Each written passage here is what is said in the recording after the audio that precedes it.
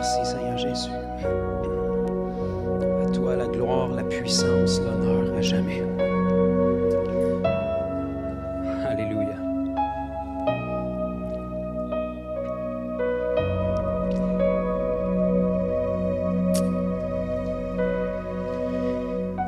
Tout à l'heure, j'étais agenouillé derrière et je disais, Seigneur, qu'est-ce que tu veux dire ce matin?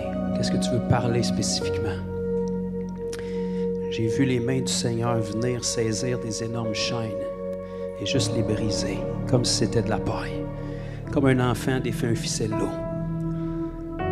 C'est lui que le Fils rend libre et réellement libre. Si vous pouvez entendre le cœur de Dieu ce matin, vous allez repartir libre. La liberté, c'est votre portion. La joie, c'est votre portion. Les chaînes, ça ne nous appartient plus. Son joug est doux, son fardeau est léger. Il n'y a aucune chaîne, aucun lien qui est trop grand, qui est trop puissant, qui est trop profond, que le Seigneur ne peut défaire.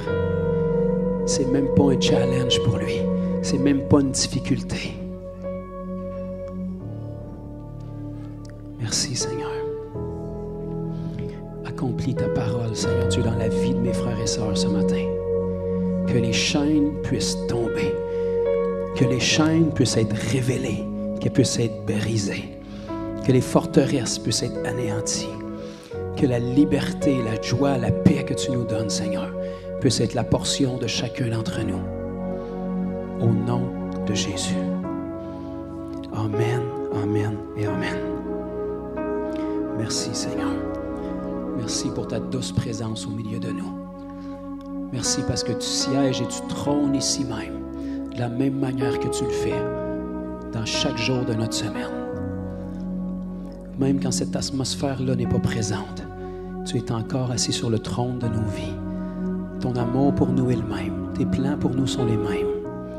Et on a accès à ta présence de la même manière qu'on le fait ce matin. Merci d'être accessible à nous, de nous attendre à bras ouverts à chaque fois qu'on se tourne vers toi, Seigneur. Et fais grandir cette faim, cette soif, cet appétit de venir dans les bras de notre Père Céleste, recevoir tout ce qu'il en réserve pour nous. Merci d'être au milieu de nous ce matin. Merci d'être fidèle à chaque fois, Seigneur.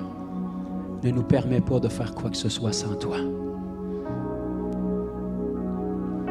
Seigneur, si tu quittes cette Église, qu'elle ferme. On ne veut pas continuer dans nos propres forces. On veut que ta présence soit au centre de tout ce qui est dit, de tout ce qui est fait.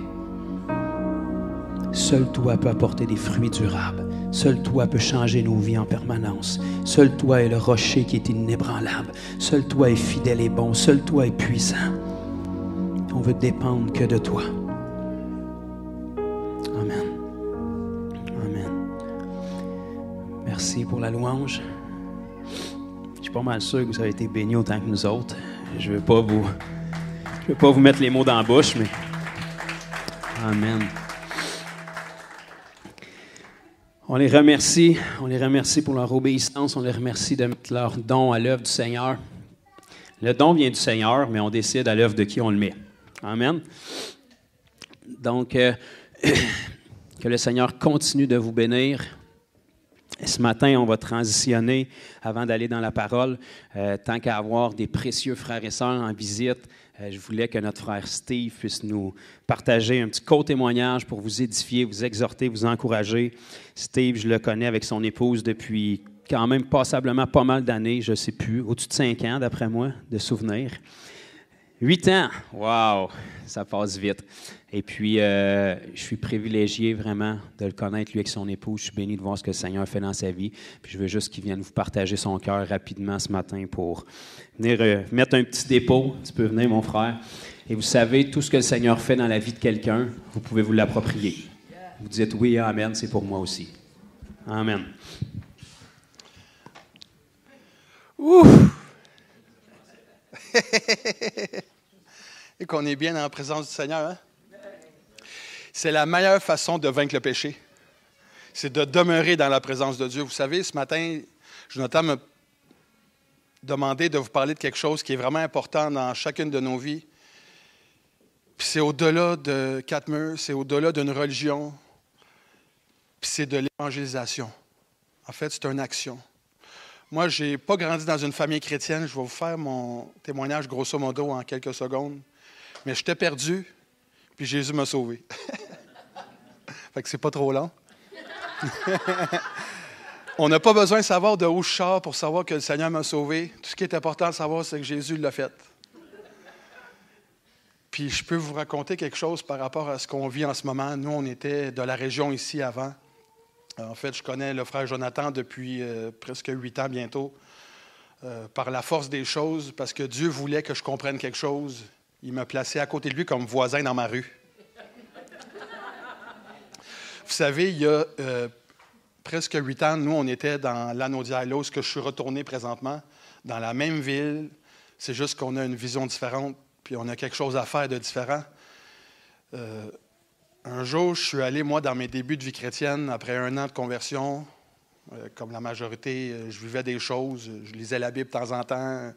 Je priais Dieu quand j'en avais besoin. Puis, fait que je vivais une belle religion, mais ça ne portait pas de fruits. Puis un jour, je suis allé avec mon assemblée, là où j'allais là-bas. On devait parcourir les rues pour porter des petits flyers sur un événement qui s'en venait. C'était le Festival Gospel, que vous connaissez, de Pasteur Daniel W. Poulain. Mais cette soirée-là, il y a quelque chose de spécial qui s'est passé parce que moi, comme vous savez peut-être pas, je suis entrepreneur dans la construction. Puis, je n'ai point honte de l'Évangile. Fait que la compagnie que j'ai, que le Seigneur m'a donnée, qui me fait grâce de continuer de travailler, ça s'appelle Repens-toi. Vous savez, parce que j'étais quelqu'un qui avait besoin de repentance, fait qu'en le voyant chaque matin, ça me rappelle qu'il y a quelque chose à faire. C'est pas une histoire d'un jour. C'est une vie quotidienne qu'on doit demander pardon puis qu'on ne doit pas demeurer dans nos problèmes. Puis cette journée-là, en allant porter des flyers, j'avais des grosses douleurs dans mon bas de dos, hernie discale. Je ne suis jamais allé voir les médecins. Moi, vous savez, je ne suis pas trop médecin, je ne suis pas trop psychologue parce que je connais le médecin des médecins. Je connais le meilleur conseiller, psychologue, il fait tout en même temps, lui. C'est un kit. Fait que ça ne coûte rien, puis il fait tout en mieux. Fait que je ne suis pas allé voir, puis j'ai dit, Seigneur, je sais que dans ta parole, je voyais que c'était écrit que tu guérissais les malades.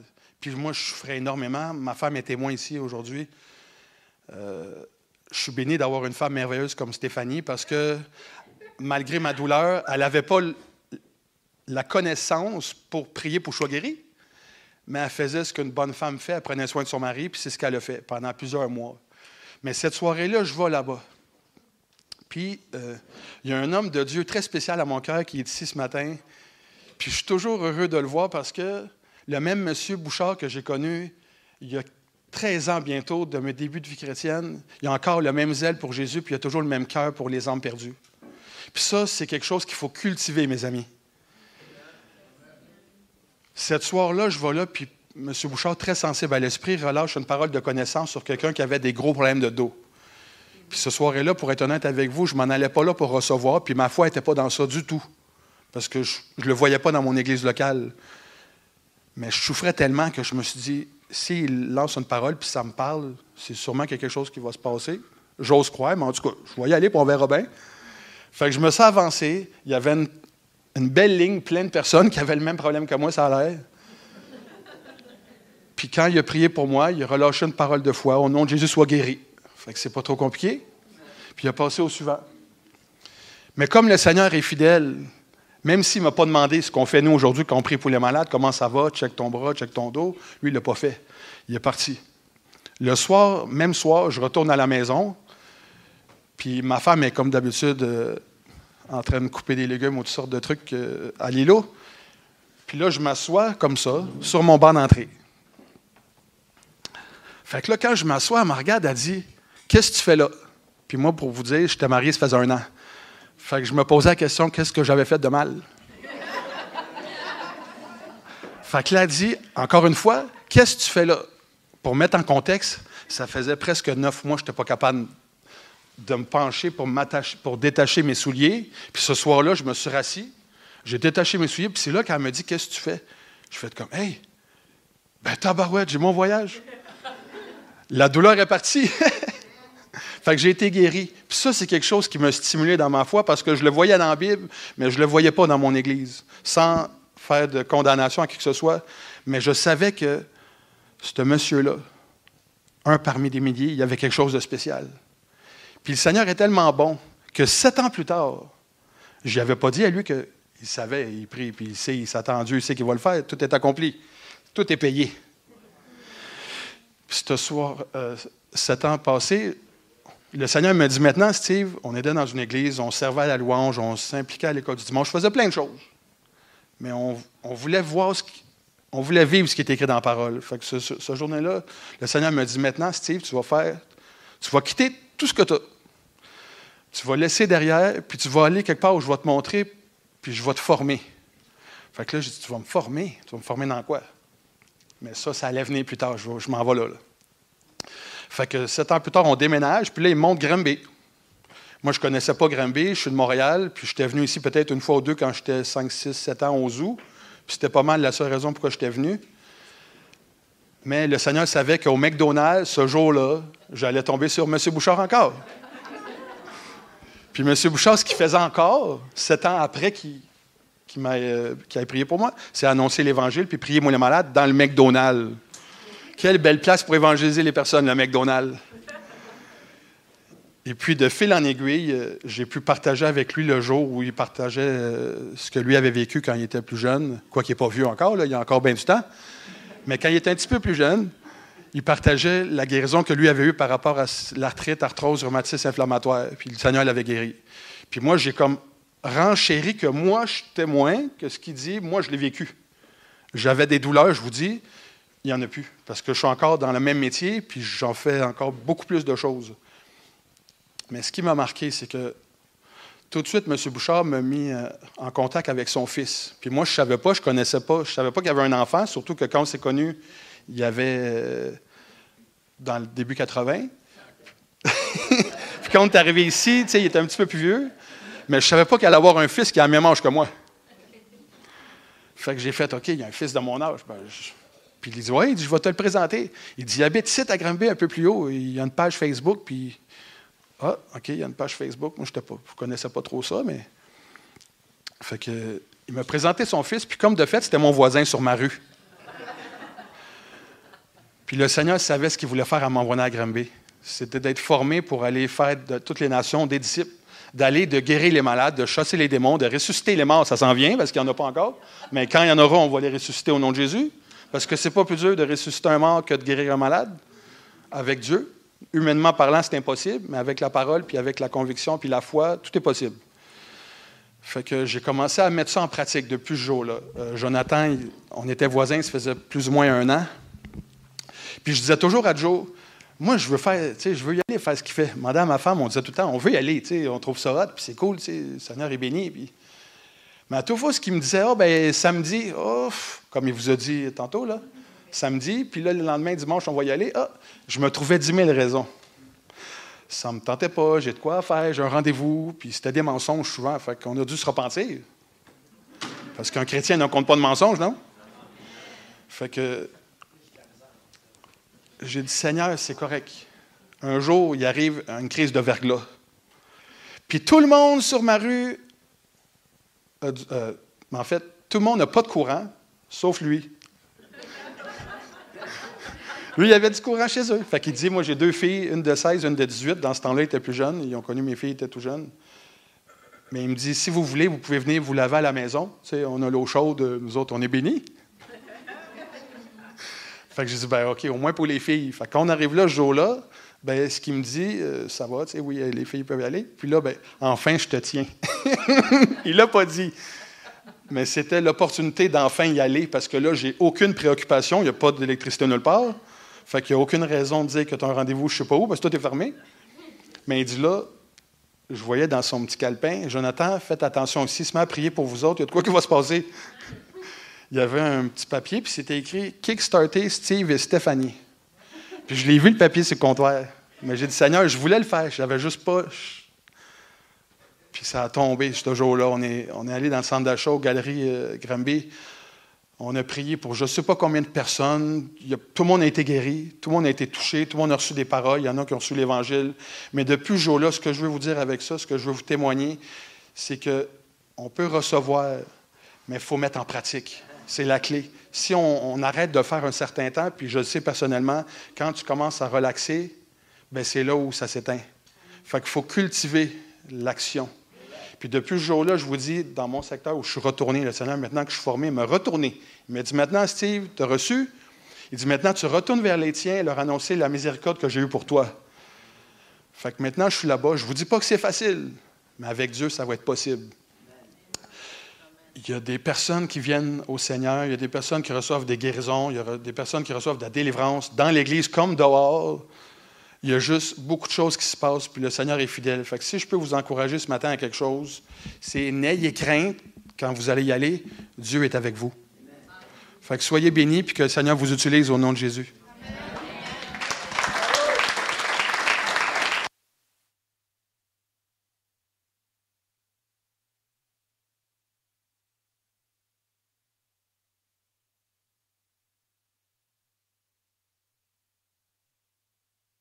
Par ce court témoignage. Oh! Dieu voulait que vous l'entendiez. Amen. Je veux juste apporter le micro derrière. Il y a une sœur qui a reçu quelque chose qu'elle veut partager. Et puis, on ne veut pas étouffer l'esprit. Quand l'esprit parle, la Bible dit « examiner les prophéties ». Donc, je vais juste... Merci, Jonathan. Vous ne voulez pas être en avant, mais avec... Non, je ne cherche pas à être en avant. Je soumets la pensée à mon cœur et à nos cœurs. Excusez. J'ai entrevu Adam et j'ai entrevu Ève. Puis là, Dieu disait, Adam, Adam, où es-tu? Puis il disait à Ève, Ève, Ève, où es-tu? Je te cherche, je vous cherche. J'ai tant à vous donner, j'ai tant à vous dire. Puis je ressentais dans mon cœur, Dieu nous cherche, il nous cherche, il nous cherche. Est-ce que nous, on le cherche? Est-ce qu'on le désire? Adam, Adam, où es-tu? Le cœur de Dieu qui soupire après le cœur d'Adam et d'Ève, donc de l'être humain. Et puis, ensuite, j'ai vu Marthe et Marie. Puis Marthe qui faisait plein de choses et tout ça. Puis Marie qui était assise au pied du Seigneur, puis qui écoutait son cœur, qui écoutait chacune de ses paroles, qui buvait au torrent qui coulait. Et ça disait dans mon cœur qu'il y a peut-être des gens, tu cours partout, tu fais plein de choses, tu fais. Mais Dieu m'appelle et nous appelle à être, premièrement, en sa présence, pour l'écouter, ne pas avoir peur du silence, pour écouter sa voix, faire taire les autres voix. Et puis la dernière image que j'ai vue, c'est Jean, l'apôtre Jean, qui était couché sur le cœur du Seigneur. Il était tout près, puis il entendait les battements. Il entendait les battements du cœur de Dieu. Et ça disait dans mon cœur de s'arrêter pour entendre les battements de son cœur. Comment est-ce qu'il voit, comment le voir lui, comment se voir nous et comment voir les gens autour. Alors voilà, dans l'intimité de sa présence, je ressens que Dieu, il a faim et il a soif de chacun de nous. Amen. Merci, Nancy. Merci, Seigneur. Ça m'apparaît on ne peut plus biblique. Merci, Nancy, pour ce partage-là. Je pense qu'il y a une personne ici qui n'aime pas le Seigneur, à qui ça ne s'adresse pas. Le Seigneur cherche notre cœur et il veut qu'on cherche le sien. Amen. On est béni d'avoir un Dieu qui parle au milieu de nous. On a sa parole qui nous parle, qui est parfaite, qui est impeccable, mais on a un Dieu qui fait ressortir des choses spécifiques de sa parole pour parler au cœur et aux besoins spécifiques. Vous savez, des fois, Dieu peut donner une parole à travers quelqu'un qui peut sembler générale, mais pour beaucoup de personnes, elle est spécifique dans leur situation. C'est ça qui fait que la parole est vivante. 10 personnes peuvent lire le même verset de la Bible, puis il va les rejoindre dans un aspect de leur vie qui est différent, dans un besoin concret qu'ils sont en train de vivre. Puis on a un Dieu qui est comme ça. On a un Dieu qui n'est pas engourdi, alourdi, qui n'est pas frigide à nos besoins, à nos douleurs, à nos supplications. On a un Dieu qui veut parler, qui veut exaucer.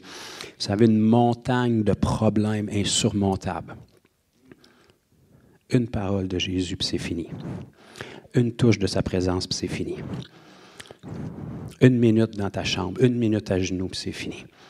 Tu peux ressortir de là, il n'y a absolument rien qui a changé dans les circonstances, mais toi, tu es changé au milieu des circonstances. Tu viens de comprendre ce que le Seigneur voulait que tu saisisses. Amen. Alléluia. Donc, merci beaucoup, mon frère Steve. Merci, Nancy, pour ton obéissance, pour ton écoute. C'est permis ici de partager ce que le Seigneur met sur notre cœur. Donc, s'il y en a d'autres qui ont des choses sur le cœur, ne dérangez pas toute l'Assemblée, venez me voir, dites que j'aurai quelque chose à partager, puis soyez sûr de ce que vous partagez.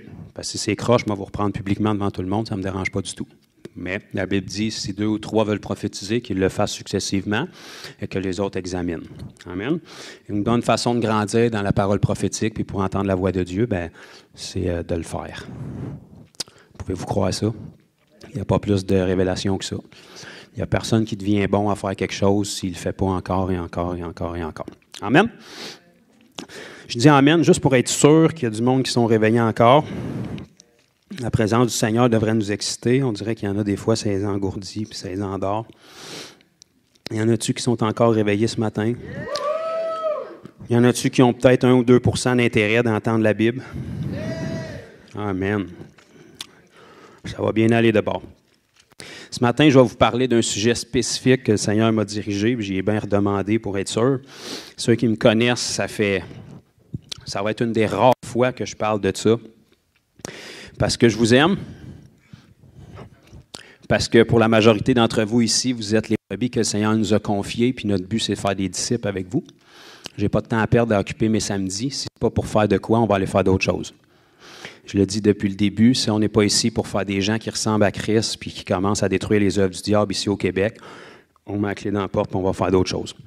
J'étais très bien évangélisé le Québec de fond en comble pendant les 10 dernières années. Il a fallu que le Seigneur me dise « Tu n'y arriveras pas seul, fait qu'il va falloir que tu partes à une église pour former du monde. » Fait que c'est là où on en est. Et une partie de ça, c'est d'être capable de vous enseigner, pas pour glorifier, pas pour élever, mais pour vous équiper, être capable de vous enseigner sur votre ennemi. Pouvez-vous croire ça qu'en tant que chrétien, on a un ennemi? On n'a pas des ennemis, ce n'est pas tout le monde autour de vous, vos ennemis. Vous avez un ennemi qui utilise le monde autour de vous. Tous ceux qui pensent que vous êtes rentrés d'un bateau de croisière, qui vont chanter Kumbaya jusqu'à temps que le sauveteur revienne, je vous donne quelques semaines de vie chrétienne, au plus quelques mois, vous allez réaliser quelque chose. Ce que je veux faire ce matin, c'est vous informer à l'avance pour que lorsque vous réalisiez les choses, vous soyez déjà au courant. Notre ennemi, on va en parler ce matin. On ne va pas en parler pour l'élever. Il y a 2 choses. Je suis dans ma 11e année de vie chrétienne. Bientôt ma 40e dans l'Église. Fait que vous compreniez que l'un n'a pas rapport avec l'autre nécessairement. S'il y a quelque chose auquel je ne pense pratiquement jamais et je ne parle jamais depuis mes 11 ans de vie chrétienne, c'est le diable et le péché. Pourquoi? Parce que je n'ai rien à voir avec eux autres. Il y a déjà eu un temps où il régnait ma vie. Depuis 11 ans, c'est fini. Fait que le diable ne mérite pas une seconde de mon intérêt, ni aucun des minions qui travaillent pour lui. Puis le péché, je ne me souviens plus vraiment c'est quoi parce que ça ne fait plus partie de ma vie. Donc, si tu mets tes yeux sur le diable et sur le péché, puis tu te lèves le matin en te disant « il faut que je combatte le diable, puis il ne faut pas que je pêche », la première chose que tu vas faire, c'est que tu vas pécher. Parce que tel un homme pense, tel il est. Ce que tu contemples, ce que tu admets, ce que tu rumines, ce que tu médites, c'est ce qui est élevé dans ta vie, là où tes yeux sont fixés, c'est là où tu vas te diriger. Lève tes yeux sur Jésus, oublie le péché, oublie le diable, tu vas réaliser à la fin de ta journée que tu as oublié de pécher puis que tu as juste été dans la présence du Seigneur. Jour après jour, semaine après semaine. Fait que ça, soit je suis totalement illuminé puis vraiment séduit puis que je n'en amène une gang avec moi, ou c'est une réalité que je vis depuis 11 ans puis j'ai rien de plus que qui que ce soit. Pour ça, il faut saisir qu'on a un ennemi, il faut saisir comment il fonctionne. Il n'est pas vraiment intelligent, il n'est surtout pas puissant. Je suis désolé, ceux qui ne sont pas d'accord, c'est la même sortie que la porte d'entrée, là. Il est juste rusé. Il y a la puissance qu'on lui confie, puis comme l'Église a un très, très petit Jésus puis un très, très grand diable bien souvent, il y a beaucoup de puissance sur eux. Parce qu'en réalité, il y a besoin d'un véhicule, soit les gens qui t'entourent ou soit toi, puis il va avoir la partie dans leur vie que les gens lui donnent. Fait qu'avant de parler de possession démoniaque, puis le diable est toujours sous moi, pensez beaucoup plus à un royaume puis à un domaine. Imaginez-vous que votre corps, c'est comme un immeuble avec plein d'appartements. Il faut que quand il y a un petit ami invisible qui vient cogner à la porte, ça soit écrit « No vacancy ». C'est correct, je suis rempli, il n'y a pas de chambre de libre. Je parle-tu à quelqu'un ce matin? Juste pour savoir si... Donc, s'il n'y a pas de chambre de libre, il n'y a pas de place pour s'installer. Il n'y a pas de place pour étendre ses filets. Vous remarquerez une chose que l'Église ne comprend à peu près pas bien souvent. Lorsque Jésus a rencontré le démoniaque de Génézareth, puis son autre ami que personne ne connaît, qui est répertorié dans juste un des évangiles, qu'on appelle Légion, lorsque les démons ont supplié Jésus, remarquez qu'ils n'essayaient pas d'intimider Jésus. Je ne sais pas si vous avez lu ça dans vos Bibles, mais ce n'était pas une question d'intimidation. C'était une question de négociation. OK, je vais aller de ce bord-là, juste pour voir. Le café était de ce bord-là. J'ai dit, il n'y a pas eu d'intimidation. Jésus n'avait pas une plus grosse bouteille d'huile d'onction pour 2000 démons, ou peu importe ce que c'est votre perspective d'une légion romaine, 600, 6000, ça ne me dérange pas. Il n'a pas parlé plus fort que pour toutes les autres. Il n'a pas mis plus d'huile, il n'a pas tapé du pied, il n'a pas appelé son équipe de prière, il n'a pas fait un zoom mondial pour venir contre lui. Les démons ont commencé à supplier et à négocier. Et remarquez ce qu'ils ont dit à Jésus. « S'il te plaît, ne nous chasse pas du territoire. » C'est une question de territoire. C'est une question de royaume. La planète faisait partie du royaume de Dieu à l'origine, et quand la transaction a mal tourné avec nos premiers parents, elle a été remise entre les mains du diable, qui est devenu, à partir de ce moment-là, comme la Bible nous enseigne dans le Nouveau Testament, le Dieu de ce monde. Lorsqu'il a tenté Jésus dans le désert, il a dit, « Regarde tous les royaumes de la terre, si tu t'agenouilles puis tu m'adores, je te les donne, car ils m'ont été. » Il a dit à Jésus, « Si tu t'agenouilles puis tu t'adores, je te les donne, car elles m'ont été. » Voilà. Qui c'est qui a donné ça? C'est-tu Dieu? Non, c'est nos premiers parents qui ont fait un mauvais deal, qui se sont fait avoir. Donc, depuis ce temps-là, la terre et les systèmes de la terre font partie du royaume des ténèbres. Et lorsque nous, on est rachetés du royaume des ténèbres, mais qu'on demeure dans le royaume des ténèbres, notre esprit est assis à la droite du Père dans les lieux célestes cachés en Jésus-Christ. Je n'ai pas ouvert la Bible encore, mais c'est que la Bible que je vous dis là. On vient un danger dans ce monde parce que maintenant, par nous, en tant qu'ambassadeurs d'un autre royaume, on récupère du territoire dans le camp de l'ennemi. Donc, le diable ne peut pas vraiment empêcher ce que Jésus a fait, c'est fait. Donc, les chrétiens l'ont oublié, mais lui, il s'en souvient très bien. Il se souvient très bien de la croix, il était là. Croire que Jésus est mort et ressuscité, en passant, ce n'est pas de la foi. Le diable et tous les démons croient ça. C'est bon, j'ai perdu le peu d'amis qui me restaient. J'ai dit, croire que Jésus est mort et ressuscité, ce n'est pas de la foi, c'est une constatation, c'est une logique. Ça ne te sauve pas. Même les démons croient ça, ils croient tellement qu'ils n'ont même pas besoin de foi pour ça, ils ont été témoins de ça. Non seulement ça, la Bible dit qu'en faisant ça, Jésus les a livrés publiquement en spectacle. Pas de l'arrogance, là. C'est un gagnant. Il ne fait que ça gagner, puis le diable ne fait que perdre. C'est son mandat. Donc, depuis ce temps-là, il y a un combat territorial qui est là. Parce que Jésus n'est pas venu racheter un territoire, il est venu racheter des gens dans ce territoire-là. Puis maintenant, à travers ses ambassadeurs, il récupère du territoire. Puis pour récupérer du territoire ici-bas, il faut que tu commences par récupérer le territoire dans les gens. Si tu sors le diable du territoire qui est les gens, bien là, tu gagnes du territoire.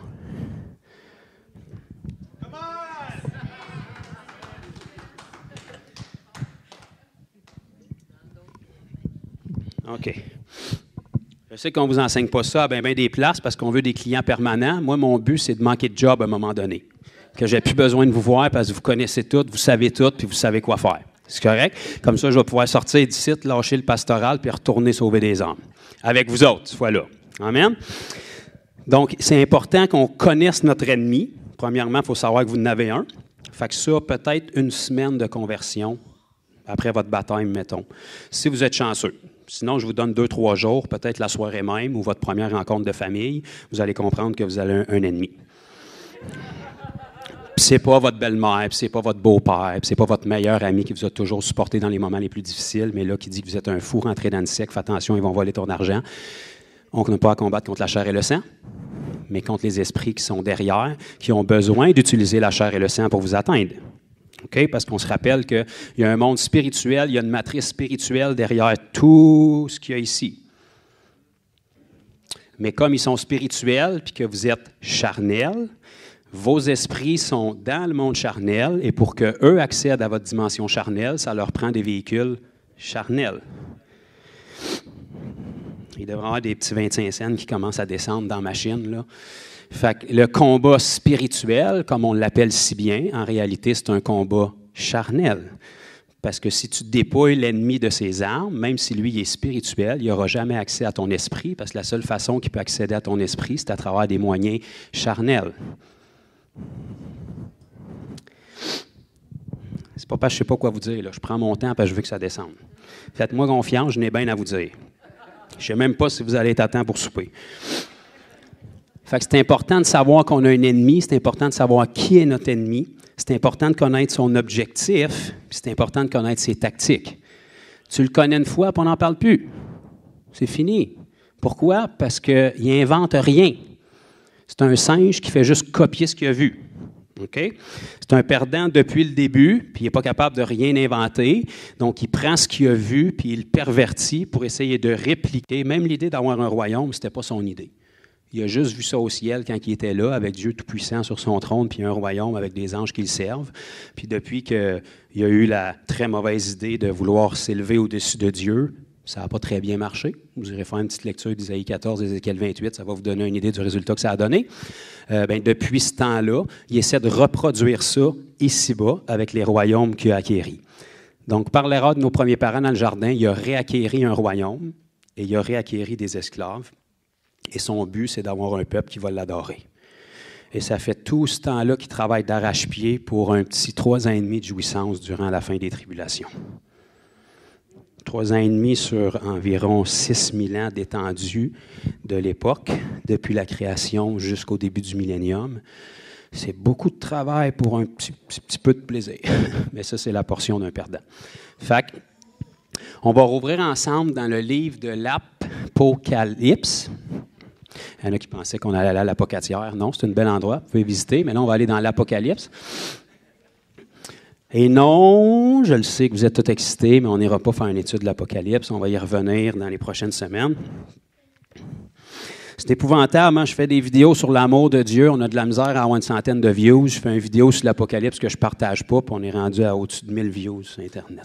C'est merveilleux. Apocalypse, chapitre 12. Donc là, je vais m'excuser à l'avance pour tous ceux que je vais offenser, qui pensent différemment, qui ont une doctrine différente. Le livre de l'Apocalypse est écrit en ordre chronologique et c'est la prophétie de l'étendue de ce qui reste jusqu'à ce que Jésus revienne et qu'il établisse son royaume.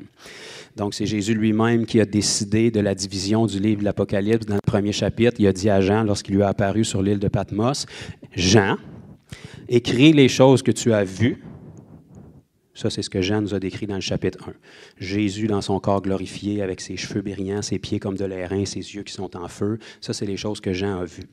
Il lui a dit, écris celles qui sont. Ça, c'est les choses qui étaient à l'époque où Jean a rencontré Jésus. Ça, c'est le chapitre 2 et 3, où est-ce qu'il écrit les lettres aux 7 églises d'Asie mineure. Éphèse, Smyrne, Pergame, Thyatire, Sardes, Philadelphie, Laodicée. Chapitre 2, chapitre 3. Et après, il lui a dit, et écris les choses qui doivent arriver après elles. C'est quoi ça? Elles, c'est les choses qui sont. C'est quoi les choses qui étaient à cette époque-là? L'histoire terrestre de l'Église. Donc, les choses qui doivent arriver après elles, à partir du chapitre 4, tant que l'Église existe, il n'y a rien de ça qui est arrivé. C'est bon? Fait qu'à chaque vague de virus, serrez vos DVD de l'Apocalypse. À chaque fois qu'Elon Musk relâche une nouvelle puce dans la main, c'est pas ça encore. C'est bon? Donc, Jean est enlevé au ciel à partir du chapitre 4, et là, il commence à nous décrire des choses qui se passent au ciel. Là, il y a un changement de la terre vers le ciel. Ça, c'est ce qui va se passer à l'enlèvement. Donc, tout le reste à partir du chapitre 4 n'est pas arrivé encore. En ce moment, on est dans la fin du chapitre 3 entre l'Église de Philadelphie et l'Église de Laodicée. Il n'y a pas beaucoup d'amens parce qu'il y en a beaucoup qui ne sont peut-être pas d'accord, mais c'est correct, je vis très bien avec ça. Donc, l'Église de Philadelphie, vous allez voir que c'est une des 7 églises qui est sans reproche selon le Seigneur. Et l'Église de Laodicée, elle a un gros problème. C'est une des seules que Jésus va lui dire « Je vais te vomir ». Ça, ce n'est pas tellement positif. Au niveau d'une relation, là, je ne sais pas comment ça va dans vos relations, mais quand quelqu'un vous voit, puis ça se peut que ça pourrait être mieux. C'est bon? J'essaie de trouver un cumulatif de choses qu'un pasteur n'a pas le droit de faire pour les faire publiquement, comme ça. Si vous regardez à la description de chaque église, parce que les mots dans la Bible ne sont pas placés là par hasard, Philadelphie, oui, je sais qu'il y a une équipe de baseball et que c'est un endroit aux States, mais Philadelphie, le mot lui-même, si vous regardez sa définition, veut dire amour fraternel. Donc, cette Église-là, pour laquelle le Seigneur n'a rien à lui reprocher, est caractérisée par l'amour fraternel, l'amour entre frères et sœurs. C'est impossible d'avoir de l'amour entre frères et sœurs sans être amoureux de Dieu. Donc, ça les sécurise des deux côtés. De toute façon, Jésus a dit, on vous reconnaîtra à l'amour que vous allez avoir les uns pour les autres. Ça, c'est l'Église dans la période dans laquelle on est, dans laquelle on veut se retrouver. En marge de ça, vous avez l'Église de Laodicée qui est tiède. Laodicée veut dire « voix du peuple ». Donc, on ne prêche plus ce que Dieu veut qu'on prêche. On fait un sondage dans l'Église sur ce que les gens veulent entendre, et puis on prêche ce qu'ils veulent entendre pour avoir une belle assistance puis des meilleures offrandes. Alléluia. Pourtant, Jésus dit « c'est bon, on choisit notre camp. » Donc, tant que ça, ce n'est pas réglé, tout le reste du livre de l'Apocalypse ne s'est pas produit. De toute façon, dès l'ouverture des premiers sceaux, inquiétez-vous pas, personne ne va manquer ça. Il n'y a pas personne qui va l'échapper, là. Il n'y a pas personne qui va dire « Ah, on est rendu là. Ah, je ne sais pas, je l'ai manqué. » Tu sais, si on est rendu à la 6e coupe, tu en as manqué un bon paquet qui ont passé dans le bar, là. Parce que, moi, te dire, juste au milieu de l'ouverture des sceaux, là, il n'y a plus aucun île qui est à sa place. Ça va se parler, d'après moi. D'après moi, même si tu ne suis pas TVA, là, tu risques d'être informé. C'est bon? Donc là, si on s'en va au chapitre 12, là, ça c'est bien plus loin que le chapitre 4, le chapitre 12. On est-tu d'accord? C'est au moins 8 chapitres après le chapitre 4. Fait qu'on n'est pas là encore. Mais qu'est-ce qui va se passer là au chapitre 12? En passant, le chapitre 12-13, ça marque le milieu des 7 ans de tribulation. Donc, la 7e coupe a été déversée. Ça fait 14 jugements qui frappent la planète. Ça va pas bien, mes amis, puis il en reste 7 encore. On va lire ici dans Apocalypse chapitre 12 et le verset 7. « Il y eut guerre dans le ciel. » Pouvez-vous croire ça? Non, il y en a 2 qui sont des croyants.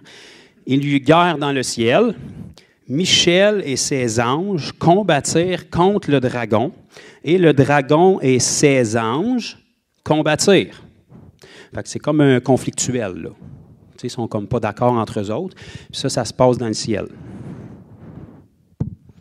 C'est ça. Mais ils ne furent pas les plus forts et leur place ne fut plus trouvée dans le ciel. Si elle ne fut plus trouvée dans le ciel à partir de ce moment-là, c'est-à-dire qu'en ce moment, elle est trouvée dans le ciel. C'est pour ça que la Bible appelle le diable le prince de la puissance de l'air. La Bible nous parle de 3 ciels. Le royaume de Dieu qui est le 3e ciel, le second ciel que nous on appelle l'espace, et puis le ciel bleu qu'on voit qui est le 3e ciel qui est rattaché à la terre. Donc depuis que le diable a été jeté du royaume de Dieu, ils sont juste en dessous. Et à ce moment-là, dans les tribulations, ils vont perdre leur place là, puis leur seul terrain d'action pendant un court laps de temps, ça va être la terre. Si tu penses que ça va mal en ce moment, il fut précipité, il n'a pas été, il fut. Il est du royaume de Dieu, mais là, à ce moment-là, il va être jeté de l'endroit où est-ce qu'il est, le prince de la puissance de l'air, qui nous est décrit dans, par exemple, Éphésiens 6, lorsque ça parle de l'armure du croyant, ça dit qu'on n'a pas à combattre contre la chair et le sang, mais contre tous les esprits, les principautés, les dominations qui sont dans les lieux. Voilà. Il fut précipité le grand dragon, le serpent ancien, appelé le diable. Donc là, c'est même pas mystérieux. Tous ceux qui pensaient essayer de trouver c'est quoi le serpent, bien là, la Bible te le dit direct là. Le diable est Satan, celui qui séduit toute la terre, et il fut précipité sur la terre, et ses anges furent précipités avec lui. Et j'entendis dans le ciel une voix forte disant « Maintenant ». On dit « Maintenant ». Maintenant, le salut est arrivé, et la puissance, et le règne de notre Dieu, et l'autorité de son Christ, car il a été précipité Oh, ça c'est intéressant. L'accusateur de nos frères, celui qui les accusait devant notre Dieu jour et nuit. Donc, s'il est précipité au milieu des 7 ans de tribulation, puis qu'il les accusait jour et nuit, ça veut dire qu'en ce moment, il est en train de faire quoi? Voilà. C'est pour ça qu'on a le consolateur, le Saint-Esprit, qui est pour nous un avocat auprès du Père, qui, par le sang que Jésus a renversé sur le propitiatoire céleste le matin de sa résurrection, quand il est remonté au ciel, entre le soir où il est redescendu voir ses disciples. La Bible nous enseigne dans Hébreux qu'il est allé appliquer son sang sur le propitiatoire céleste pour purifier le ciel, premièrement, du péché qui avait été commis au ciel il y a très longtemps. Non, ce n'était pas Adam et Ève, ça c'était sur terre. Mais le diable avait commis un péché au ciel il y a très longtemps. L'orgueil, ça a fait qu'il a perdu sa place dans le royaume de Dieu. Donc, Jésus est allé purifier le temple céleste de cette manière-là, et il a aussi versé son sang sur le propitiatoire céleste, parce que toutes les choses de l'Ancien Testament ici-bas, c'était des répliques de ce qu'il y a réellement au ciel. Et par son sang parfait versé sur le propitiatoire céleste, on a un souverain sacrificateur selon l'ordre de Melchisédek qui plaide en notre faveur à perpétuité. Pour pas que l'accusateur ait accès de vous rendre coupable, parce que vous avez été justifiés. Donc, réalisez que votre ennemi, le diable, le mot grec, c'est diabolos. C'est plus cute en grec, on dirait. Diabolos. Qu'on a du monde qui ont des petits diabolos. Je traîne mon petit diabolos en laisse. Ça veut dire prompt à la calomnie. Ça veut dire accusant faussement. Ce n'est pas son activité préférée, c'est sa personnalité. Accusateur. Diabolos. Son autre nom, c'est Satan. Satan, ça veut dire adversaire ou ennemi. C'est bon? J'ai-tu d'autres choses à rajouter?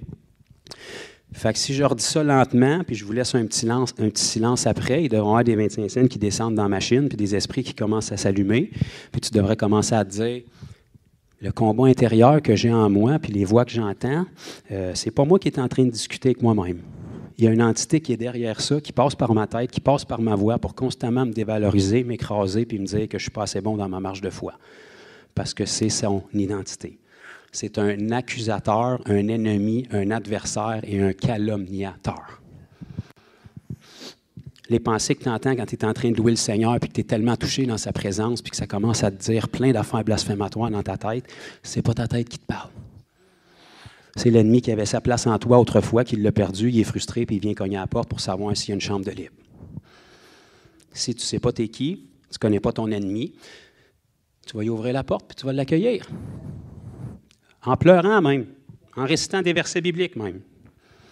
Puis là, il va avoir une chambre. Puis après une chambre, ça va être 2 chambres, puis il va commencer à gagner du territoire dans tes pensées, puis avant même que tu t'en rendes compte, tu vas te ramasser qu'une forteresse dans tes pensées. Fait que là, tu vas commencer à te promener de ministère de délivrance en ministère de délivrance avec toutes les huiles d'onction possibles. Au bout de 10 ans, tu vas être plus captif que 10 ans avant, simplement pour réaliser que c'est peut-être pas de la délivrance que tu as besoin. Si tu n'es jamais délivré, tu as peut-être juste besoin de commencer à croire la vérité. Parce que la Bible nous dit que celui que le Fils rend libre est réellement libre. Vous connaîtrez la vérité et la vérité vous rendra libre. Ce n'est pas écrit la délivrance vous rendra libre. C'est écrit la vérité vous rendra libre. La délivrance peut sortir les démons de toi, mais si la vérité n'est pas là, tu ne seras pas libre. C'est une question de temps avant qu'ils reviennent. Il y a une place pour la délivrance, mais il y a une place pour savoir t'es qui, pour que quand ils reviennent, même s'ils cognent à la porte, c'est Jésus qui s'en va ouvrir. OK? Donc, on a un ennemi, et comprenez, ce n'est pas tout le temps le diable qui vient cogner à votre porte. Okay? Vous n'êtes pas si important que ça. En fait, à ses yeux, vous avez 0 valeur. C'est une question de royaume. Vous êtes un danger pour lui, vous êtes une menace pour lui, parce que vous transportez quelque chose qui est contre lui. Donc, si c'est votre adversaire, de toute évidence, ça veut dire que vous êtes aussi son adversaire. Donc, beaucoup de chrétiens le traînent comme un animal de compagnie, mais c'est censé être votre adversaire. Vous êtes censé d'avoir rien à faire avec lui. Okay? Si les gens réalisaient comment cet être-là est mauvais, je peux vous dire qu'ils le traiteraient différemment. Il n'est pas gentil, là. Allez faire un tour sur Internet dans le Red Light District à Bangkok pour voir qu'est-ce qu'il fait avec les enfants là-bas, là. Il est vraiment, vraiment, vraiment mauvais. Puis puis tu ne veux pas lui donner un pouce dans ta vie pour qu'il se serve de toi pour établir son royaume. Non seulement ça, tu veux être capable de contrecarrer ses plans ici-bas. Puis ça, si tu n'es pas rempli avec la connaissance de Christ, puis tu n'es pas un signe no vacancy, tu vas constamment être en question puis en combat avec toi-même. Fait qu'on a un ennemi, on est en guerre. Si on sert l'Éternel des armées, ça veut dire qu'il y a des armées. Dès le moment qu'il y a des armées, ça implique qu'il y a un combat. Dès le moment qu'il y a une armée, si l'Éternel a des armées, ça implique que son adversaire a aussi une armée. Maintenant, le combat il a déjà été remporté il y a 2000 ans. Il les a livrés publiquement en spectacle à la croix. Fait que comment le diable fonctionne, je vais vous l'expliquer un matin. C'est toujours le même pattern, puis c'est pas si compliqué que ça. Il va y aller avec un processus, puis c'est pas mal tout le temps le même, pour essayer d'y aller progressivement avec les bâtons qu'il peut vous mettre dans les roues. Fait que la première chose, c'est premièrement que vous ne soyez pas sauvés. Fait qu'il va essayer de vous distraire le plus longtemps possible pour jamais que vous entendiez l'Évangile, puis quand vous l'entendiez, que vous vous moquez de ça, ou que vous soyez touché, mais que votre meilleur chum se mette à se moquer de vous, puis qu'il vous dise « Hey, le gros, comment ça va passer, là, c'est une mauvaise passe, puis on va faire d'autres choses. » Pour que le temps s'étire, pour que vous puissiez crever avant d'avoir pris votre décision. Vous savez, la majorité des gens qui meurent de mort tragique, c'est pas Dieu qui est venu les chercher. Dieu ne vient pas te chercher, jeune, malade et souffrant. Dieu peut t'accueillir, mais ce n'est pas lui qui est venu te chercher. Sa volonté, c'est qu'on meure heureux et rassasié de longs jours. Quoi que ce soit d'autre que ça, c'est du vol. Ce n'est pas Dieu qui est venu te chercher. C'est le diable qui vient pour voler, égorger et détruire. Aucun verset dans la Bible qui dit que ça te prend une maladie pour mourir. Je suis désolé. À quoi ça peut ressembler, mourir? Tu vis, puis là, une seconde après, le Seigneur prend ton esprit, puis tu ne vis plus. Ça ressemble à quoi dans le naturel? Cœur arrêté, ça doit être une crise cardiaque. Tu n'es pas obligé de faire le bacon puis d'écumer de la bouche pendant une semaine avant de crever. Non, tu prends ton dernier souffle, il n'y en a pas d'autre après. Ton corps vient de tomber direct là, puis toi, tu es rendu dans la présence du Seigneur. C'est pas plus compliqué que ça. Le diable a fait croire à l'humanité parce que les expériences personnelles des gens parlent plus fort que la parole, que ça te prend une maladie pour mourir. On a toute une date de péremption, mon frère. Il faut être réaliste. Non, il faut être biblique. Si tu veux être réaliste, c'est de ton affaire. Moi, je vais être biblique. Parce que si tu te fies à la réalité, bien souvent, ta réalité ne s'alignera pas avec la vérité de la parole. Fait que tu as le choix de croire ta réalité ou croire la vérité de la parole. Si tu crois la vérité de la parole, à un moment donné, ta réalité va s'aligner avec la vérité. Si tu laisses ta réalité réécrire la parole, bien là, tu auras un gros problème. Parce que tu vas être le fruit de tes circonstances, qui vont être pas mal souvent négatives. OK, on tourne ensemble dans Jacques. Ça, c'est pas loin de l'Apocalypse. Il a failli pas se rendre dans la Bible, notre frère Jacques, fait qu'ils l'ont gardé pour la fin. La raison étant que, la même raison qui ne serait pas acceptée dans la majorité des églises aujourd'hui, parce qu'on dirait qu'ils prêchent les œuvres. Pourtant, c'était le frère du Seigneur Jésus dans la chair, puis il a été conservé dans nos canons bibliques. Donc, Jacques va nous dire, dans le chapitre 4 et le verset 7. Et là, je vous donne une clé. Là. J'aurais pu vous faire ça avec une conférence de 3 semaine payante par Zoom, mais je ne l'ai pas faite. Je vais vous lire un verset. Tadam! Bon, fait qu'on va résumer le combat spirituel. On va lire ça ensemble. Soumettez. Ça, c'est comme un verbe à l'impératif, puis c'est pas Dieu qui va le faire. OK? Parce que ça dit vous. Soumettez-vous donc à Dieu. Hey, il nous en demande gros, hein, mais c'est ça le deal qu'on a signé. Là.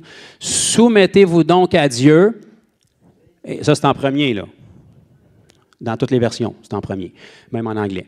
Soumettez-vous donc à Dieu, numéro 1. Résistez au diable et il fuira loin de vous. Pourquoi tu passes ta semaine à résister le diable puis tu ne te soumets pas à Dieu?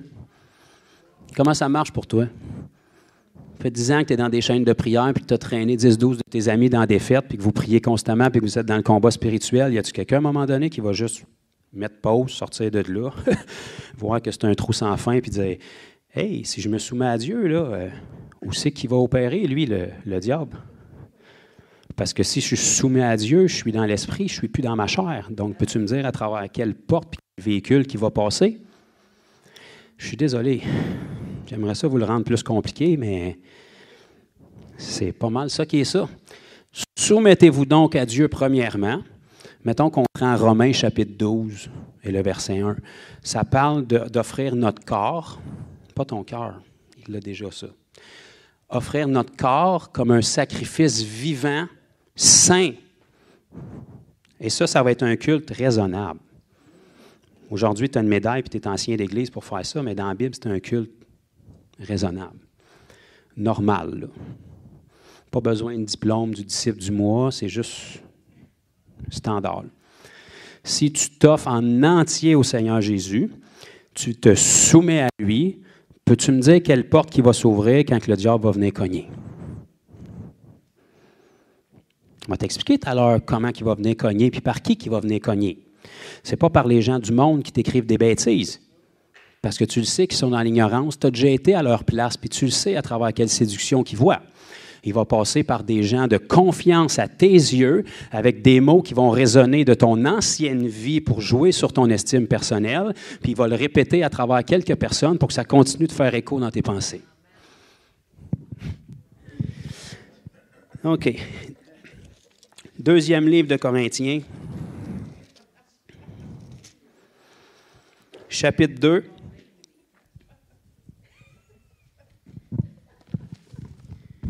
Bon, je vous donne une autre clé qui lui permet d'avoir une porte ouverte.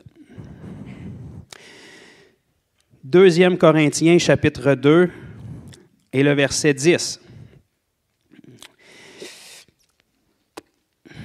Or, à qui vous pardonnez, je pardonne aussi.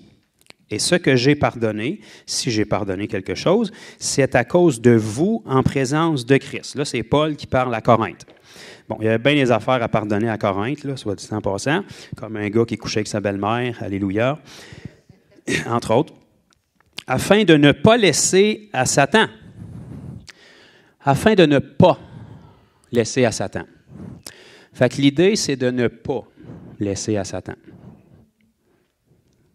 On veut pas le laisser à Satan.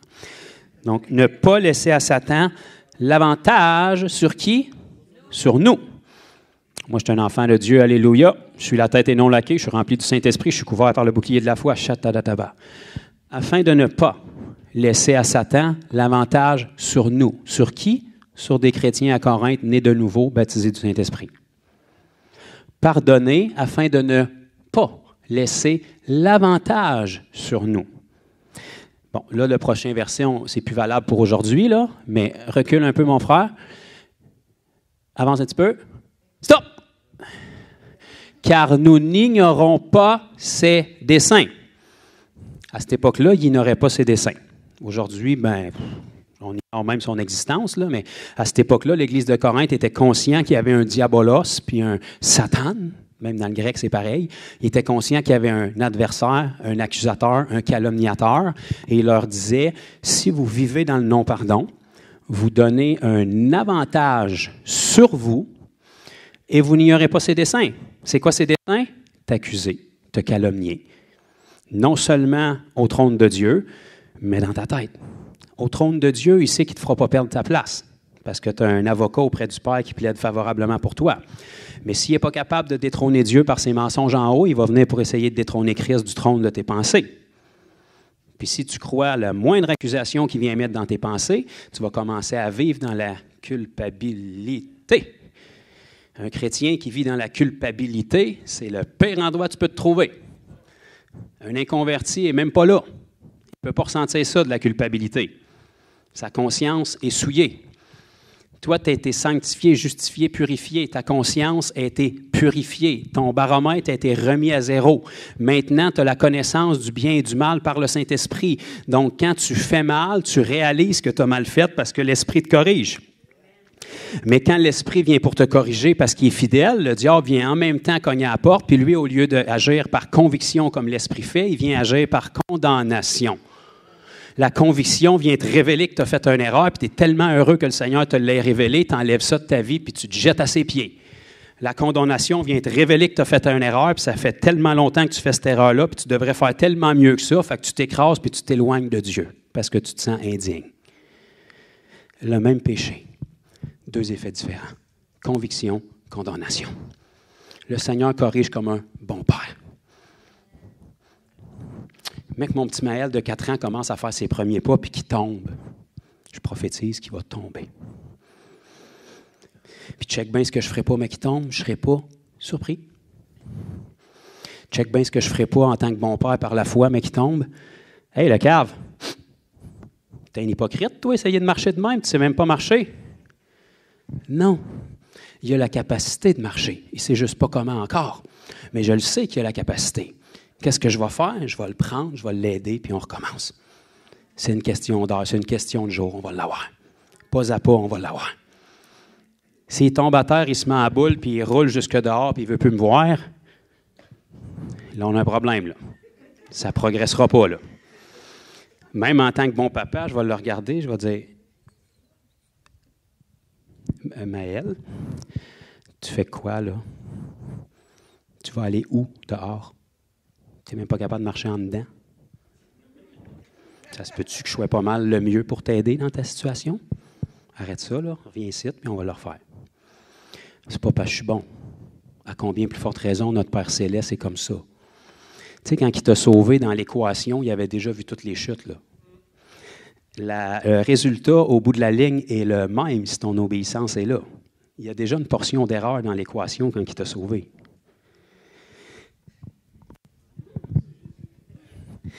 Je ne sais pas quoi te dire de plus. Là. C'est une bien bonne nouvelle, ça. C'est une bien bonne nouvelle. Il n'y a pas de problème à tomber. La Bible nous dit le juste tombe 7 fois, mais l'Éternel l'en relève toujours. Fait que juste un verset comme ça, ça te démontre ton cœur. Si tu dis, ah, right, parfait, on s'en va ça à la porn à soir, on demandera pardon après.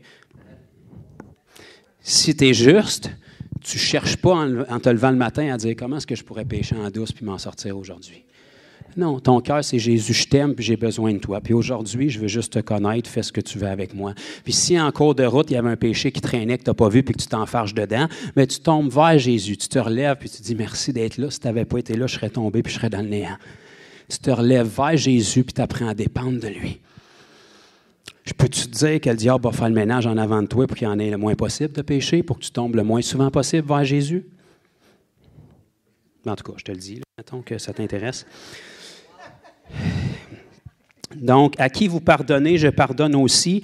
Et ce que j'ai pardonné, si j'ai pardonné quelque chose, c'est à cause de vous en présence de Christ, afin de ne pas laisser à Satan l'avantage sur nous, car nous n'ignorons pas ses desseins.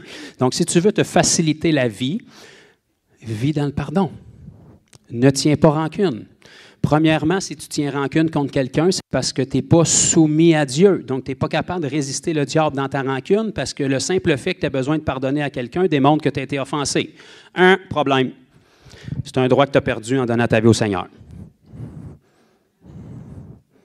Je suis désolé, c'est pas populaire, ça ne vend pas beaucoup, mais si Jésus avait été offensé puis il aurait dû vivre dans le pardon, ça aurait été un gros cas de psychanalyse profonde. Imagine Jésus, on vient y annoncer que son cousin préféré, Jean-Baptiste, vient d'être décapité. C'est pas top comme nouvelle, ça, là. Décapité, à cette époque-là, c'était comme aujourd'hui, dans le fond. Il a perdu la tête.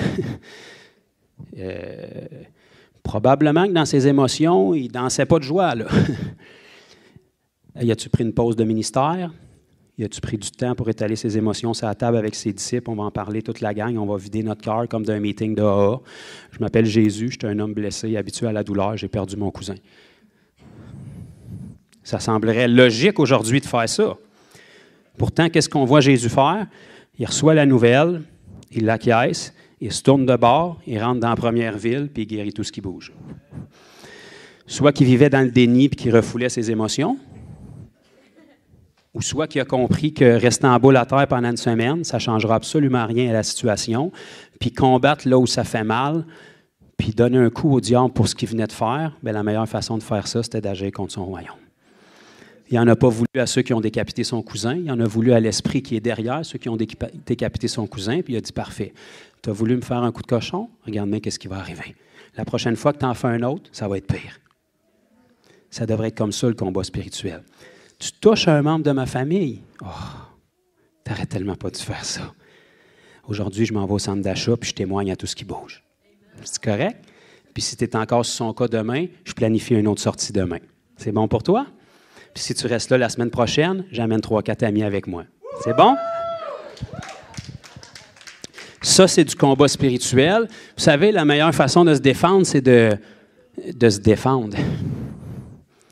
Un chrétien, ce n'est pas un punching bag, là. Tu remarqueras que dans ton armure du croyant, là, il y a une arme offensive. Elle est suffisante. L'épée de l'esprit qui est la parole. Alléluia. Un DVD, 1 minute, une vente. Tadam! Fait qu'à un moment donné, quand tu es tanné de te faire varger, là, ben arrête juste de rester là puis de te relever. Fesse. Prends ton épée puis fonce. Là, tu représentes un royaume, mais tu ne le représentes pas pantoute. Tu es dans le royaume ennemi, fait que c'est certain que tu vas être une cible parce qu'ils veulent te faire taire. Puis s'ils ne peuvent pas te ravoir, leur prochaine étape, ça va être de te garder stagnant pour pas que tu les attaques. Mais dès le moment que tu lèves l'épée et que tu commences à attaquer, là, ils ne peuvent plus t'attaquer parce qu'il faut qu'ils se protègent. Je ne sais pas comment vous le dire d'une manière plus simple, là. Si tu es une cible stagnante, même si ton adversaire est vraiment mauvais avec son arc, la journée est longue, il va te pincer à un moment donné, là. Même si tu as les yeux fermés et tout croche, c'est sûr qu'il y a quelque chose quelque part qui va te pogner. Parce que tu ne bouges pas. Tu es sur le terrain de bataille en sifflant et en parlant en langue, puis tu regardes le temps passer. Mais qu'est-ce qui arrive si tu prends ton épée et tu commences à être mobile? Déjà, juste le fait d'être mobile, tu es une cible qui est beaucoup plus difficile à atteindre. Qu'est-ce qui arrive si, en plus d'être mobile, tu commences à varger sur tout ce qui bouge? Là, à un moment donné, tu vas faire un peu la matrice de l'ennemi, puis ils vont devoir se réorganiser. Puis ça fait tellement longtemps qu'ils n'ont pas vu un chrétien faire ça qu'ils ne savent plus trop quoi faire. Il faut qu'ils aillent dans leur mode d'emploi. Qu'est-ce qu'on fait quand un chrétien croit? Ça fait longtemps qu'on n'a pas vu de ça. C'est comme il a découvert qu'il y avait une arme offensive dans son armure, puis là, il a décidé de s'en servir. Si on ne l'arrête pas au plus vite, bien, il y en a 2, 3 autres fêlés qui vont voir qu'il y a une épée aussi, puis ils vont commencer à varger eux autres aussi. Puis qu'est-ce qu'on va faire? Tout à coup, qu'ils découvrent qu'ils ont déjà vaincu sur nous, puis qu'on est tous des perdants, qu'on essaie juste de les intimider dans leurs pensées. Il ne faudrait vraiment pas que ça arrive, hein? Fait que dès le moment qu'il y en a un dans l'Église qui commence à faire ça, on va l'éteindre le plus tôt possible en lui disant qu'il est orgueilleux, qu'il manque de sagesse. Reste assis, mon frère, tu as besoin d'être formé, tu as encore du péché dans ta vie. Je peux continuer comme ça, si vous voulez. Ça fait 40 ans que je connais le pattern. C'est tout le temps le même. OK? On va s'adoucir un peu, on va retourner lire un petit verset. 1 Pierre, chapitre 5. Et notre frère Pierre, il a failli pas se rendre dans la Bible, lui non plus, hein? Il a été classé après Jacques même, peux-tu croire? 1 Pierre, chapitre 5, versets 8-9.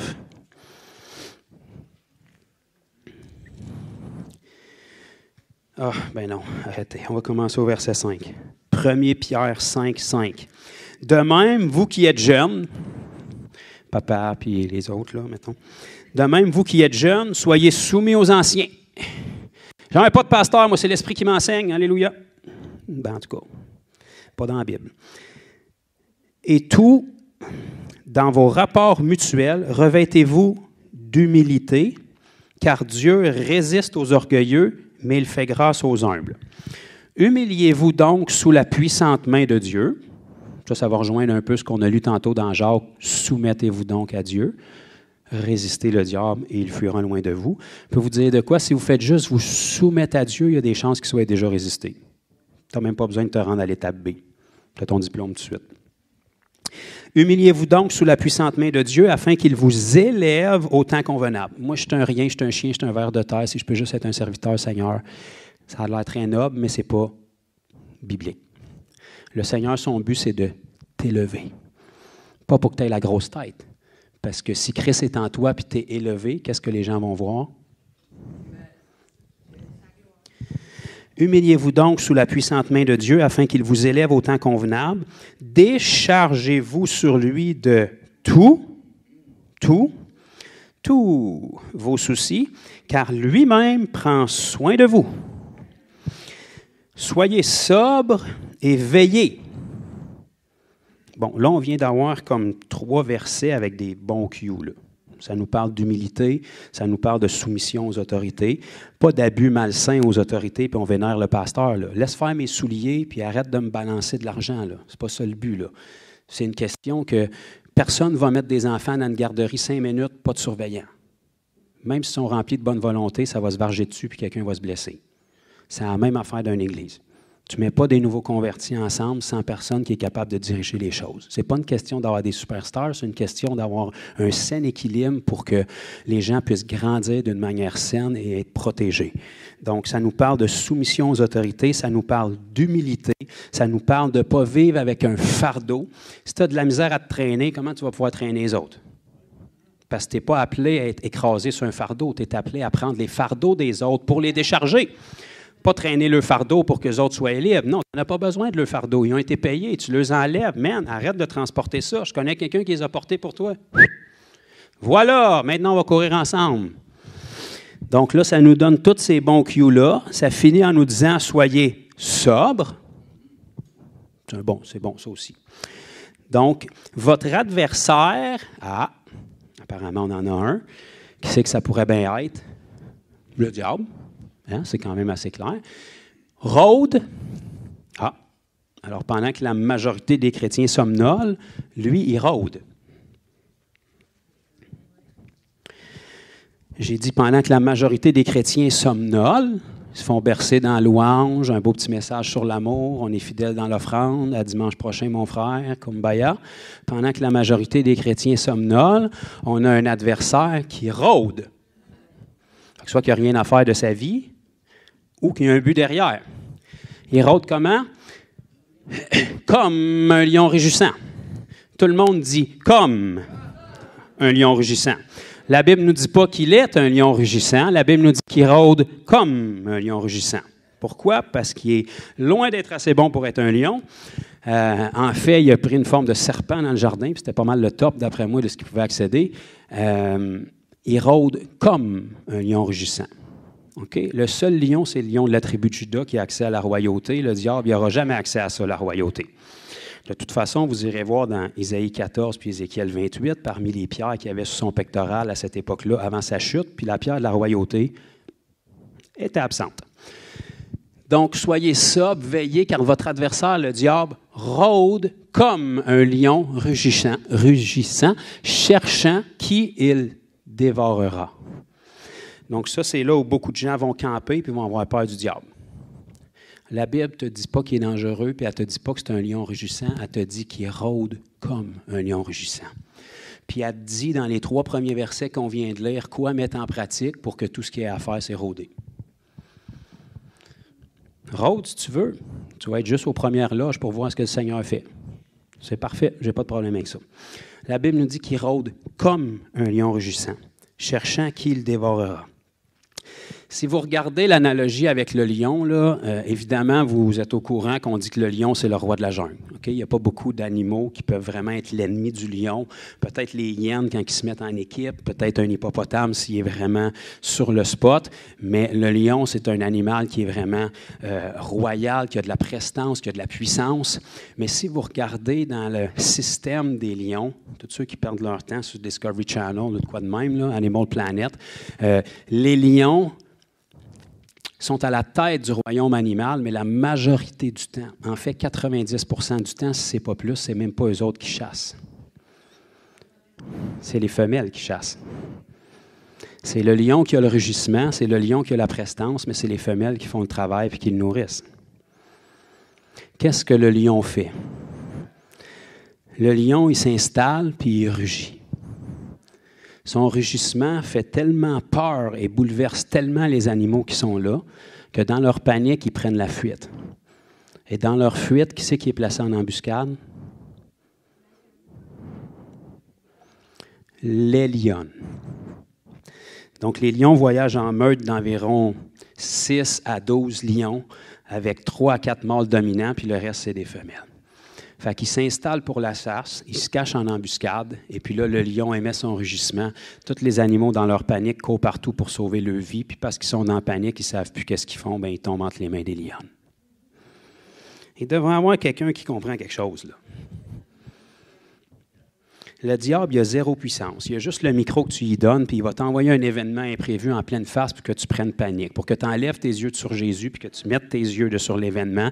Puis dans ta panique, tu ne sais plus où donner de la tête, tu pars dans tous les sens en récitant des versets bibliques, puis là, tu tombes entre les mains de tout ce qui est caché autour de toi. Normalement, il n'aurait jamais dû être capable de t'attraper. Une petite gazelle, là, ça court pas mal plus vite qu'une lionne. Mais parce qu'elle est en panique, elle ne voit plus rien, puis elle ne sait plus où donner de la tête, bien, elle tombe dans le panneau. Le Seigneur ne veut pas ça. Donne-y pas de micro au diable. Donne-y pas sa plateforme. Réalise ses façons de faire.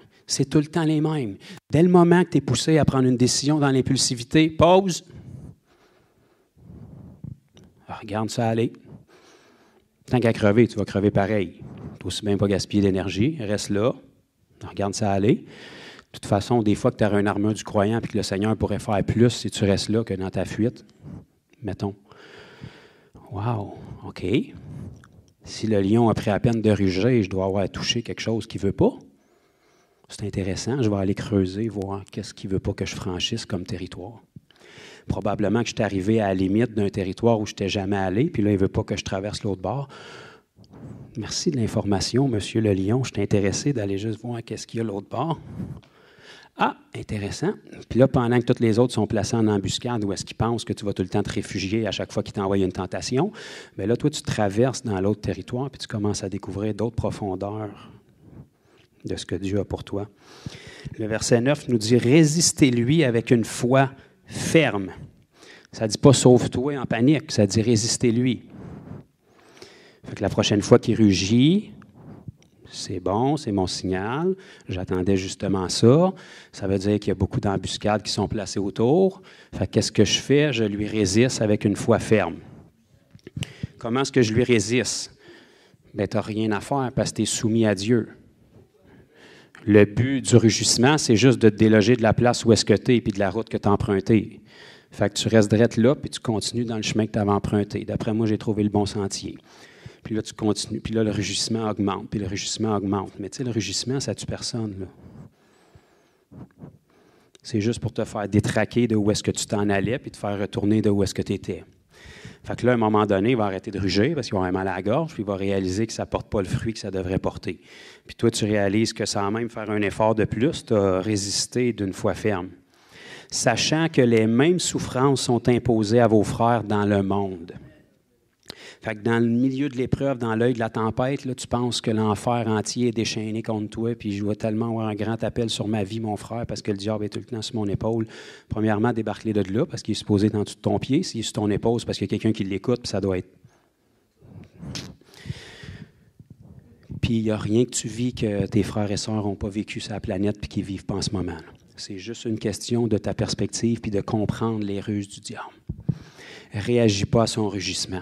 Donne-lui pas accès avec du non-pardon dans ta vie. Sois soumis aux autorités, sois humble, sois sobre. Il n'y aura pas accès. Quand il vient cogner à chacune de ces portes-là, il n'y a rien qui se rouvre. Jésus est là, l'appartement est complet. On va tomber dans Éphésiens chapitre 6. Ceux qui ont faim, vous pouvez y aller, il n'y a pas de problème. Là, je vous donne les tactiques du diable, mais là, je vais vous donner la solution, parce que c'est à peu près le maximum de temps qu'on va passer sur son cas. Fait que premièrement, je vous ai dit tantôt, il fonctionne par processus. Là, je vais vous donner un beau résumé. Là, si vous pouvez retenir ça, vous allez le voir arriver à des 1000 à la ronde. Là. Il a tout fait, premièrement, pour pas que vous vous rendiez au point de donner votre vie à Jésus. Donc, chacun de vous qui est ici, regardez à votre ancienne vie le nombre de fois que vous auriez dû mourir et que vous êtes encore ici. Pourquoi? Il voyait le sceau qui était sur votre tête, il savait que vous étiez appelé, puis il a tout fait pour que vous ne puissiez pas vous rendre là, mais parce que vous avez un Dieu juste qui devait permettre que vous entendiez l'Évangile avant qu'il soit trop tard, vous avez été préservé. À un moment donné, vous avez dit oui. Bon, c'est même pas vous, parce que la foi que vous avez, c'est lui qui vous l'a donné, vous avez juste répondu à l'appel, c'est lui qui vous a aimé le premier. Donc, vous avez juste fondu en reconnaissance pour l'amour qu'il vous a révélé. Pow, le miracle s'est produit, vous êtes passé du royaume des ténèbres au royaume du Fils de son bien-aimé. Vous êtes maintenant un enfant de Dieu, une fils et une fille de Dieu. Vous avez la vie éternelle, vous êtes scellés en Jésus-Christ. Tant que vous ne rejetez pas le Saint-Esprit, il ne peut pas vous quitter, il ne vous délaisse pas, il ne vous abandonne pas. Vous avez un héritage éternel. Vous avez en fait des maisons que le Seigneur prépare depuis 2000 ans au ciel. D'après moi, il ne s'y connaît pas pire en construction, vous allez être équipé pas pire rendu là. L'apôtre Paul, qui a eu une vie terrible humainement parlant, disait « Je considère que les souffrances du monde actuel sont comme peu de choses comparativement à la gloire qui nous attend. » Tu pèses ça dans la balance. Donc, tout ce qu'il y avait, c'est pas qu'il y avait une vie mieux que vous, c'est qu'il y avait une perspective différente dans l'épreuve.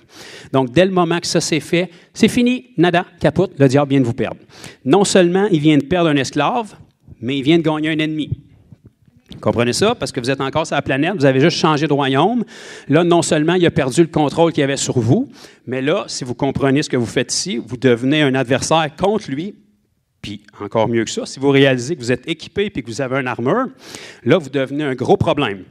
Puis si vous réalisez que vous n'êtes pas juste là pour combattre, mais que vous combattez pour instaurer un royaume, hey, là, il y a beaucoup de problèmes. Là. Fait que la première étape, c'est qu'il va tout faire pour pas que vous disiez oui à Jésus. Une fois que ça c'est fait puis qu'il vous a perdu, il va venir vous attaquer dès le moment de votre conversion pour essayer de vous faire rebrousser chemin le plus tôt possible. Avec quoi? Avec les persécutions puis avec le doute. C'est ça qui est utilisé dans le jardin avec nos premiers parents. Ça n'a pas changé. Il va remettre en question la source de votre sainteté, c'est-à-dire Dieu, pour que vous doutez de Dieu, vous doutez de son amour. Puis après ça, il va remettre en question votre identité, que vous doutez de votre sincérité, puis que vous doutez que c'est vrai tout ce qui vient de se passer. Il va le faire quand? Le plus vite possible. Quand est-ce qu'un enfant est le plus facile à détruire? Bien, quand c'est un bébé naissant. Un bébé naissant, il est rempli de capacités. L'homme le plus fort du monde a été bébé à un moment donné.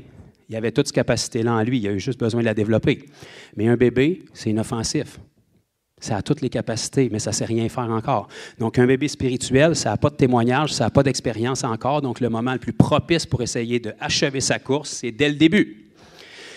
Mais si tu lui donnes le vrai évangile quand tu l'amènes à Christ, il va être conscient de ça. Fait qu'il va être conscient des ruses du diable. Fait qu'il ne va pas être surpris à son premier souper de famille d'être persécuté par toute sa famille, que tout le monde s'assise autour et ils disent « Garde, on a fait des recherches, on le sait que tu es rentré dans le siècle. On va te sortir de là, il n'est pas trop tard. » Combien d'argent qu'ils t'ont pris? Regarde, JE est déjà sur le cas, on est avec toi, mon ami. Je sais que tu traversais une passe difficile. Peut-être qu'on aurait dû t'encadrer mieux, mais là, on est là. Donne-nous la main, on va se tenir, ça va passer, ça va être correct. Pourtant, ils n'ont jamais fait ça dans tout le restant de ta vie quand tu avais la poudre sur le bord du nez, mais là, parce que tu vas dans une église. C'est-tu correct si on parle? Donc là, il va essayer le plus vite possible d'éteindre ta course. Parce que tu as encore des péchés dans ta vie, parce que tu viens d'arriver, tu es arrivé tout croche, tu as vécu une expérience, tu as rencontré l'amour de ta vie, mais tu ne sais même pas que c'est mal de coucher aux 2 semaines avec ton ex. Fait qu'il y a encore un attache dans ta vie, fait qu'il va te ramener dans les choses du monde. S'il n'arrive pas à faire ça, puis que tu restes accroché et tu penses que tu es le seul converti de la planète qui vit ces épreuves-là, mais tu réussis à franchir ce cap-là, puis tu réalises qu'après la tempête, le soleil, il reparaît. Le diable n'est pas tout le temps sur ton épaule, il vient pour attaquer, mais si tu passes à travers l'attaque puis tu gardes une bonne perspective, il y a du soleil de l'autre côté. Donc là, tu vas commencer à prendre un momentum. Donc là, il t'a perdu, puis il sait qu'il ne peut pas te revoir avec les bêtises habituelles qui amènent à un nouveau.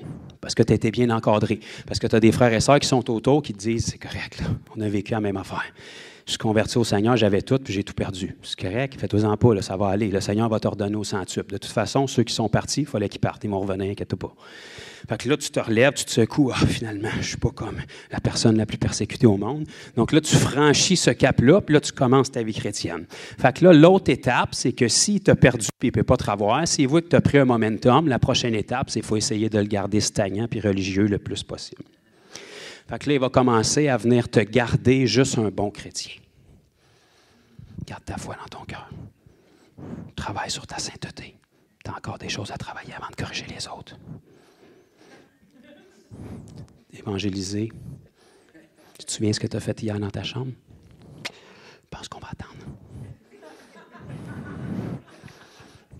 Moi, te le dire tout de suite, tu ne seras jamais assez parfait pour évangéliser. Ça ne faisait pas partie des critères de sélection quand Jésus te l'a demandé.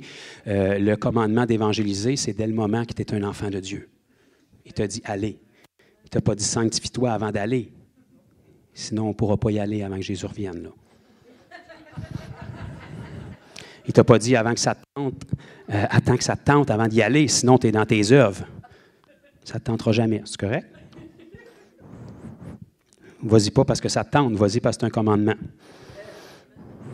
ne faut pas tomber dans les œuvres, mon frère, il faut que le Seigneur m'inspire. Parfait, il te l'a dit dans sa parole, tu es inspiré, vas-y. Si tes sentiments t'inspirent à d'autres choses que la parole, chasse tes sentiments, puis ça presse, ça doit être pour ça qu'ils s'appellent des sentiments. Fait obéis à la parole, que ça te tente, que ça ne te tente pas. Puis, mec, tu ailles d'avant, là, tu vas commencer à te sanctifier.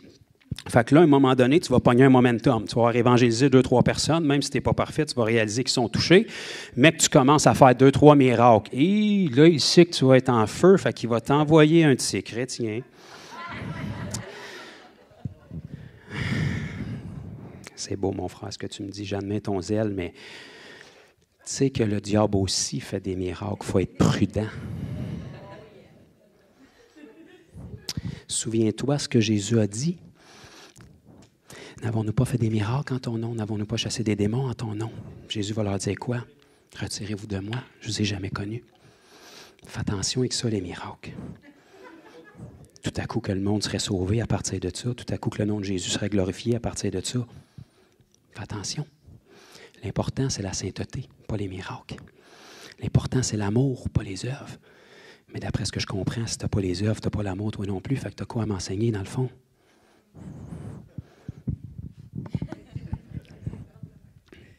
Fait que ça, vous allez rencontrer ça. Ça, vous n'allez pas rencontrer ça au Tim Hortons dans le monde, vous allez rencontrer ça dans l'Église. Pourquoi? Parce que les esprits religieux des scribes et des pharisiens, c'est à travers les religieux qui opèrent. Ce n'est pas à travers les gens qui ne connaissent pas la Bible. Fait il va passer à travers des gens qui ne connaissent pas la Bible, qui ont été blessés, frustrés, qui ont perdu des êtres chers, puis qui ont commencé à réécrire la Bible avec leur expérience, puis ils vont venir te voir en disant « Il y a été une époque, j'étais comme toi. Moi aussi, je croyais que Dieu pouvait faire tout comme ça, mais tu sais, dans le fond, il y a tellement de choses qu'on ne connaît pas. Dieu est souverain, mon frère. » On a prié pour ma sœur, puis l'Église a prié, puis les plus grands ministères au monde ont prié, puis elle est morte quand même. Dieu a des choses qu'on ne connaît pas, puis on va le savoir juste au ciel. Fait que dans le fond, jetons donc la Bible. Sa parole est vraie ou elle ne l'est pas. Même si tu perdais 10 êtres chers, ça change-tu la parole? C'est-tu Dieu qui est le problème ou c'est nous qui avons besoin de comprendre quelque chose? Parce que, mec, qu'on se présente devant lui, pensez-vous qu'on va pouvoir lui dire « Tu l'as laissé crever pourquoi? Et prier? » Je ne penserais pas. Il va te redire les mêmes paroles qu'il a dit dans la Bible. Parce que c'est ses paroles. Tout est possible à celui qui croit.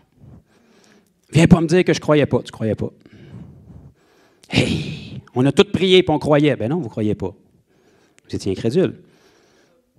Parce que tout est possible à celui qui croit. Si tu parles à la montagne avec foi et que tu ne doutes pas dans ton cœur, elle va se déplacer. Fait que si elle ne se déplace pas, ce n'était pas de la foi. Tu pouvais être convaincu, tu pouvais avoir les veines sorties du cou gros de même, puis toute l'Église pouvait être en arrière de toi. Si la montagne ne se tasse pas, il y a de l'incrédulité. Point final.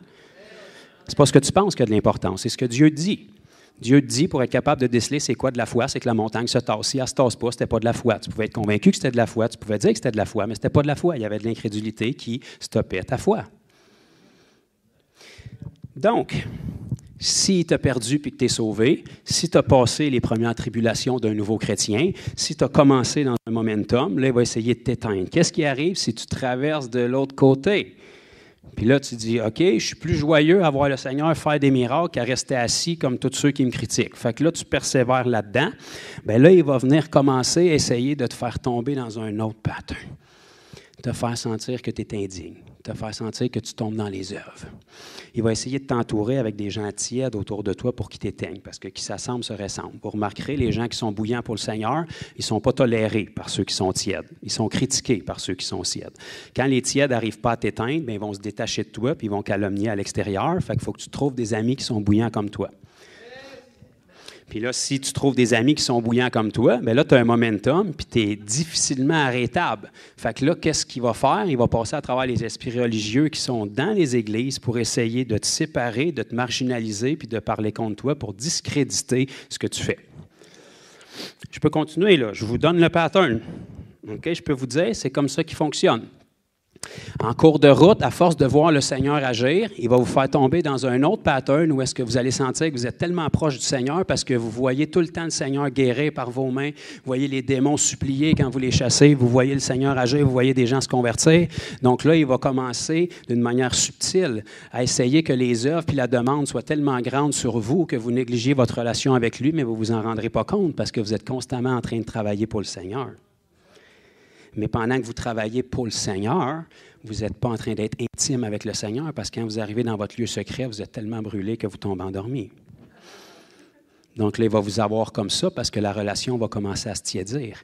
Les œuvres continuent de se faire puis le Seigneur continue d'agir parce que les miracles ne se produisent pas à cause que vous êtes saints, ils se produisent parce que vous croyez puis vous êtes disponible. Mais vous pouvez faire des miracles toute votre vie puis entendre ce que Jésus a dit à ces gens-là. Retirez-vous de moi. Pas parce qu'ils faisaient des miracles. Nulle part, c'est écrit ça dans nos Bibles. Il ne leur a pas reproché leur prophétie, il ne leur a pas reproché leur délivrance. Il leur a dit, vous qui pratiquez l'iniquité. Donc, ils ont été rejetés, pas parce qu'ils faisaient des miracles, parce que même s'ils faisaient des miracles, ils avaient arrêté de se sanctifier. Donc, ça, c'est le pattern. J'espère que vous prenez des notes, physiques ou mentales. C'est comme ça qu'il fonctionne. Mais si vous êtes capable de réaliser que tout ce que vous faites pour manifester la puissance de Dieu, c'est la manifestation visible du temps que vous passez avec le Seigneur, bien là, vous allez commencer à avoir une discipline puis une routine. Fait que quotidiennement, vous allez être dans la parole. Quotidiennement, vous allez être dans sa présence. Quotidiennement, vous allez partager votre foi puis vous allez évangéliser. Puis là, jour après jour, semaine après semaine, mois après mois, là, vous allez devenir un marginal de la vie chrétienne. Là, vous allez prendre un momentum où est-ce que vous allez être hors de sa portée. Fait que là, il va commencer à s'attarder sur les autres. Puis toute la chrétienté va vous regarder comme si vous êtes un super-héros, puis ils vont vous donner un ministère. Ils vont faire un idole avec vous, puis là, c'est eux qui vont tomber. Vous connaissez le pattern maintenant? Fait qu'on ne tombe pas dedans. Ça, c'est le processus puis la progression dans lequel il est. On va juste lire rapidement, fait que vous savez tous que ça ne sera pas rapide. Éphésiens 6, à partir du verset 10. Là, je vous donne des belles solutions ici. Là. Maintenant que vous connaissez votre ennemi, vous connaissez sa nature, vous connaissez ses plans, vous connaissez ses façons de faire. Éphésiens 6, verset 10. Paul enseignait à Éphèse en prenant une image que les gens connaissaient à cette époque-là, qui était l'armée romaine qui dominait sur eux. Il y avait des armures. Donc, les gens connaissaient ces éléments-là. Donc, il va donner une image de ce qu'on a en Jésus-Christ en utilisant l'armure des Romains. Au reste, fortifiez-vous dans le Seigneur. Donc, remarquez, ce n'est pas écrit « Soyez toujours à terre », c'est écrit « Fortifiez-vous dans le Seigneur par sa force toute puissante ». Fait que la source puis la puissance, ce n'est pas ça qui est le problème. La question, c'est est-ce que tu te fortifies ou pas? Revêtez-vous de toutes les armes de Dieu. Fait que ce n'est pas écrit que Dieu va te revêtir, c'est toi qui dois te revêtir. Comment est-ce que tu t'en revêtis? En croyant qu'est-ce qu'il te dit, qu'il te donne. Afin de pouvoir tenir ferme contre les ruses du diable. Fait que là, depuis ce matin, tu le sais qu'il y a des ruses, tu le sais son processus, puis tu le sais son but. Fait que tu le vois arriver. Tu le sais qu'il rugit pour te déstabiliser, mais si tu restes ferme et tu gardes tes yeux sur le but, tu ne vas pas déstabiliser, donc c'est lui qui va être déstabilisé. Fait qu'en gardant ses yeux sur le but, puis en continuant d'aller de l'avant, tu revêts l'armure. Verset 12. « Car nous n'avons pas à lutter contre la chair et le sang. Pourtant, toutes vos persécutions sont faites par de la chair et du sang. » Mais on n'a pas à lutter contre ça. C'est comme ça que nous, on le perçoit, mais c'est des esprits qui agissent derrière ça, qui passent à travers ces éléments-là pour être capables de vous atteindre. Mais contre les dominations, ça, c'est différentes autorités d'anges déchus. Les dominations, les autorités, les princes de ce monde de ténèbres et les esprits méchants dans les lieux célestes.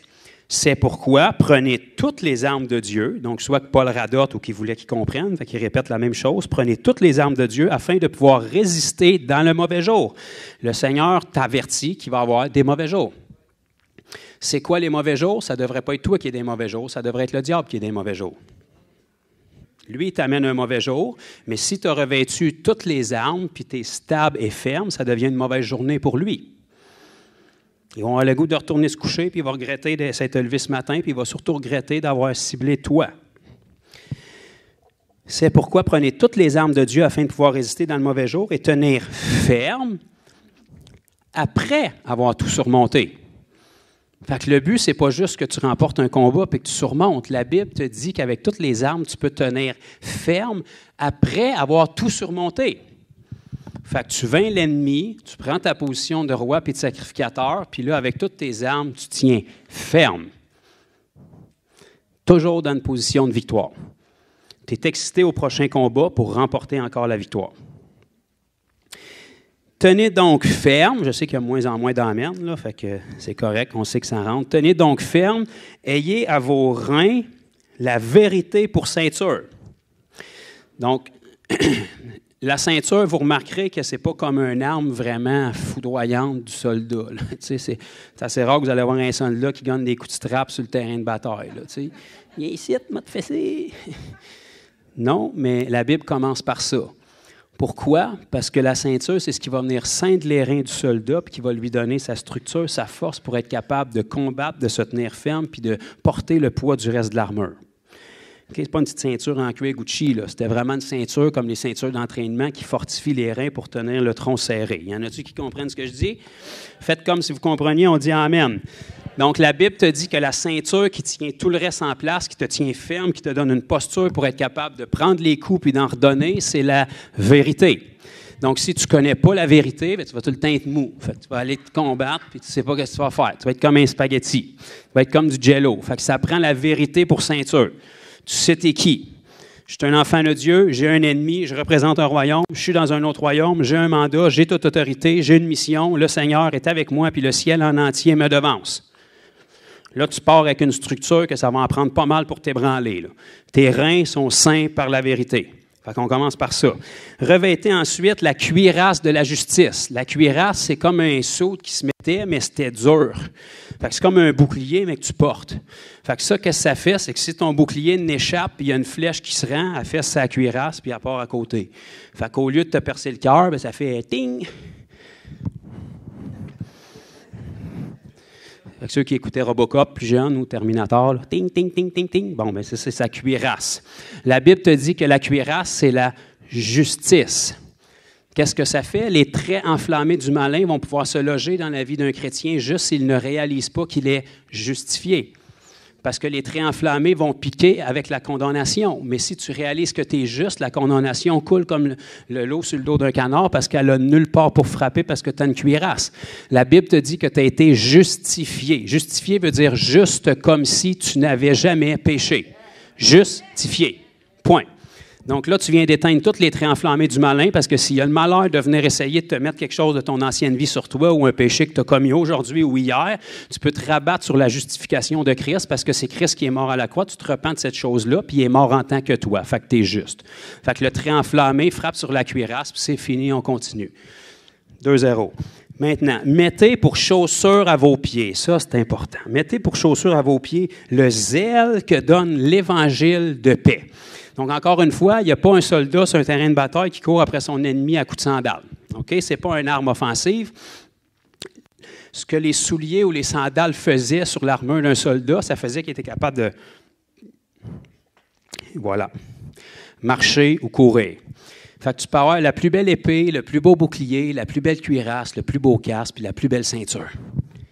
Va sur le terrain de bataille nu-pied, puis je suis bien intéressé de te garder aller.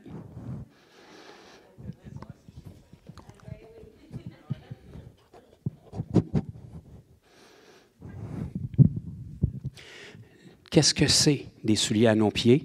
La Bible dit « Ayez à vos pieds le zèle que donne l'Évangile de paix ». Si tu n'as pas de souliers, tu fais quoi? Tu vas nulle part. Tu es sur le terrain de bataille, mais tu fais au maximum un pas ou deux, puis tu piétines parce que tu as mal, puis tu ne sais pas où te placer, puis tu n'as pas de stabilité. Fait que tu viens pour éviter une flèche, puis tu tombes à terre, puis tu t'es enfargé dans une roche. Fait qu'un chrétien qui n'a pas de souliers à ses pieds, il va nulle part. La Bible te dit, c'est quoi avoir des souliers à nos pieds? L'Évangile. C'est quoi l'Évangile? Évangéliser. Un chrétien qui n'évangélise pas, il est stagnant sur le terrain de bataille, puis il mange les coups. Puis il pense qu'il est formé, puis qu'il est persécuté à cause du grand don qu'il a en lui. Non, c'est juste que tu es le moins mobile, fait que le diable te vise. Si tu as des souliers à tes pieds, tu vas quelque part. Tu vas peut-être pas vite, tu vas peut-être pas à bonne place, mais tu vas quelque part. Tu es mobile, tu avances, tu as des témoignages, tu te fortifies, puis tu gagnes du terrain. Fait que c'est pas compliqué. Vous regardez un chrétien qui évangélise, puis allez le voir dans 6 mois, puis c'est certain qu'il a progressé. Il a peut-être fait des erreurs, mais il a progressé. Vous prenez un chrétien qui évangélise pas, allez le voir dans 5 ans, il est à peu près à la même place, puis si vous lui demandez ce que le Seigneur a fait dans les 5 dernières années de sa vie, il va vous réciter ses services dans l'Église puis les conférences qu'il a faites. Prenez par-dessus tout cela, par-dessus quoi? La ceinture de la vérité. On connaît la vérité, on connaît notre appel, on sait qui est Dieu. La cuirasse de la justice, on sait qu'on est justifié. Tout ce qu'on s'en va faire, ce n'est pas parce qu'on est bon, c'est à cause de ce que lui a fait. On a les souliers de l'Évangile à nos pieds, donc on évangélise avec cette mentalité-là. Et pendant qu'on fait ça, ayez par-dessus tout cela le bouclier de la foi. Parce que plus tu vas aller de l'avant, plus tu vas aller dans le cœur de la bataille, plus il va y avoir des coups. Tu as quoi? Tu as ton bouclier. Le bouclier, il faisait quoi? Il protégeait tout le soldat. Tu le mettais de l'avant, tu ne fesses pas avec ton bouclier, tu fonces dans le tas, puis ça évite les coups. La Bible te dit que le bouclier, c'est le bouclier de la foi. Parce que peu importe ce que tu vas avoir à faire dans la vie chrétienne, dès le moment que tu dois aller de l'avant, ça va te prendre de la foi. Parce qu'il n'y a pas personne qui va t'encourager dans tes amis, parce que si tu fais quelque chose, ils vont se sentir condamnés de rien faire. Le diable ne t'encouragera pas, puis ta tête ne t'encouragera pas, parce que ta chair ne veut pas y aller, elle est inconfortable. Fait que ça va te prendre de la foi. Fait que tu prends ton petit peu de foi, gros comme un grain de sénévé, tu mets ton petit bouclier, tu regardes tes sandales, puis tu dis, moi, mes souliers ont beaucoup voyagé. On y va! Puis là, tu avances avec ton bouclier de foi, puis là, l'armée adverse dit « Hey, c'est quand la dernière fois qu'il y en a un qui a avancé? » Par où qu'on se retranche quand il avance? Parce que là, de toute évidence, s'il y a le bouclier de la foi, ça veut dire qu'il y a les souliers de l'Évangile en arrière, ça veut dire qu'il y a la ceinture de la vérité, ça veut dire qu'il y a la cuirasse de la justice. Fait qu'avec quoi qu'on va l'attaquer? Puis là, tu avances. Puis là, la Bible continue en disant que ce bouclier-là, vous allez pouvoir éteindre tous les traits enflammés du malin. Tout. Fait que si le diable n'arrive pas à t'amener dans l'incrédulité puis dans le doute, puis tu restes dans la foi, tu viens d'éteindre tous les traits enflammés du malin. Tout ce qui peut te rendre sur ta cuirasse de justice, c'est peut-être un coup d'épée ou une roche. Tous les traits enflammés du malin vont être éteints. Verset 17, prenez aussi le casque du salut. Le casque, ça va où? Ça va sur sa tête, comme aujourd'hui. Le casque, ça a quoi comme but? Protéger ta tête. C'est pour ça qu'on le met sa tête. Fait que c'est comme une cuirasse et un bouclier, mais il se met sa tête, fait que ça protège notre tête. Qu'est-ce qu'il y a dans notre tête? Bon, ça dépend de chaque personne, mais en tout cas, généralement, on a comme on a une matière grise, un cerveau, puis des molécules et tout. Bien, dans notre tête, il y a nos pensées. Ce qui garde nos pensées captives, c'est notre salut en Jésus-Christ. Si tu sais que tu es sauvé, tu sais que tu es justifié, tu sais que tout dépend de lui, tu sais que tu es au creux de ses mains, tu sais que tu as été placé en lui, il a été placé en toi, tu as une glorieuse espérance, tout pouvoir t'a été donné, tu es scellé. Tes pensées sont scellées. Il n'y a rien qui peut attaquer tes pensées. S'il n'arrive pas à attaquer tes pensées, tout le reste est secondaire. Un soldat, ce qu'il priorise, c'est son cœur et c'est sa tête. Si la tête est atteinte, le corps ne va pas bien aller. Puis si le cœur est atteint, c'est pas long que tu vas perdre du sang assez pour mourir. Fait que c'est des endroits vitaux. Si ta tête est protégée puis le diable n'arrive pas à jouer dans tes pensées, il n'y a rien qui va t'arrêter. Puis le summum de tout ça, la Bible nous dit, prenez aussi le casque du salut et l'épée de l'Esprit, E majuscule, qui est la parole de Dieu. Bon, la parole de Dieu, c'est quoi? C'est ça, la Bible. C'est aussi n'importe quelle parole qui sort directement de la bouche de Dieu. Donc, tout ce qui est là-dedans, mais tu ne le lis pas nécessairement là-dedans, c'est Dieu qui te l'a dit. Tout ce qui est là-dedans qui sort à travers ta bouche, c'est la parole de Dieu qui est à travers ta bouche. Donc, on s'en fout à travers la bouche de qui elle est. La puissance n'est pas dans la bouche, elle est dans la parole. La Bible te dit, prenez l'épée de l'Esprit, parce qu'on n'a pas à combattre contre la chair et le sang, mais les coups qu'on donne sont dans le monde spirituel, parce que bien que nos ennemis visibles sont charnels, ils sont motivés par des esprits qui sont derrière. Donc, pour avoir un impact dans le monde spirituel, ça prend une arme qui est spirituelle. Prenez l'épée de l'Esprit. Remarquez que dans le désert, le diable est allé tenter Jésus avec la parole, parce qu'il savait que c'était une arme, et Jésus a riposté, pas avec son bouclier, pas avec ses sandales, avec la parole. Il a remis la parole dans son contexte et il a riposté et il a vaincu le diable avec ça, parce que la seule arme offensive qu'on a, c'est la parole. Le diable n'en a rien à faire des versets que tu vas y balancer dessus, les chancés qui les connaît mieux que toi dans plus de versions que toi. Même en latin, mon ami. Par exemple, il va être affecté par si tu crois ce que tu lui dis. Si tu commences à être en panique puis tu y balances tous les versets, il sait qu'il y a 0 foi dans ce que tu fais. Tu es juste en panique puis tu es religieux. Tu es supposé de les revêtir, les versets. Tu n'es pas supposé de commencer à les balancer quand tu es dans le creux de l'épreuve puis tu es en panique. Ce n'est pas les versets qui font quelque chose. C'est la foi que tu y mets pour te révéler tu es qui est ton ennemi puis qui est Dieu. Donc, l'épée de l'Esprit qui est la parole de Dieu. Là, tu es complet puis tu es vraiment dangereux pour le royaume des ténèbres. Puis vous savez, tout ça, là, on vient de perdre peut-être une demi-heure là-dessus, là, ça revient au premier verset que je vous ai lu tantôt dans Jacques qui nous dit « Soumettez-vous donc à Dieu ». Parce que tous ces éléments-là, ce n'est pas quelque chose que tu as à mettre morceau par morceau à tous les matins jusqu'à ça te tente, puis qu'il faut que tu ailles à l'église. Non, c'est quelque chose que tu ne devrais jamais enlever, ton armure, parce que ça devient ton identité, puis c'est qui tu es. Parce que la ceinture de la vérité, c'est qui la vérité? Merci. Jean 14,6 nous dit « Je suis le chemin, la vérité et la vie ». Donc, si tu mets la ceinture de la vérité à tes reins, c'est Jésus qui est la vérité. N'est-ce pas? Ensuite de ça, si on poursuit, ça nous parle de la cuirasse de la justice. C'est qui notre justice? Merci, vous suivez, c'est merveilleux. Donc, c'est lui qui a été sacrifié à notre place, c'est sa justice qui nous a conféré. Donc, la cuirasse de la justice, c'est Jésus. Le zèle que donne l'Évangile de paix à nos pieds, l'Évangile, c'est l'Évangile de qui? De Jésus. Sans Jésus, on n'aurait pas d'Évangile puis de bonnes nouvelles à donner. Amen. Le bouclier de la foi, ben c'est qui l'auteur et le consommateur de notre foi? C'est Jésus. Le casque du salut, de qui provient notre salut? De Jésus. L'épée de l'esprit, c'est l'esprit de qui? Qui est la parole de Dieu? Qui est la parole faite chair? Wow! Ben, on vient de résumer le processus en une étape. Soumettez-vous donc à Dieu. Le diable va être résisté parce que vous avez votre armure, puis partout où est-ce qu'il va, c'est Jésus qui brille dans chaque différent aspect, puis il n'y a aucun accès à votre vie. Scellez vos pensées, scellez votre cœur avec sa justice. Soyez actifs avec le zèle à vos pieds. Foncez par la foi avec la force que vous avez, ça va être votre bouclier. Gardez le casque du salut. Vous allez sortir du mode défensif, vous allez tomber en mode offensif, puis vous allez commencer à avoir des percées. N'oubliez pas que pour avoir des percées, ça prend des persécutions. Il n'y a pas de percée sans que ça persécute, parce que pour percer, il faut persécuter. Si tu veux traverser un mur, il faut que tu varges jusqu'à temps que tu le traverses. Sois pas surpris d'avoir de l'opposition, là. Tu n'es pas au ciel. Ton esprit est au ciel. Ton corps est ici-bas.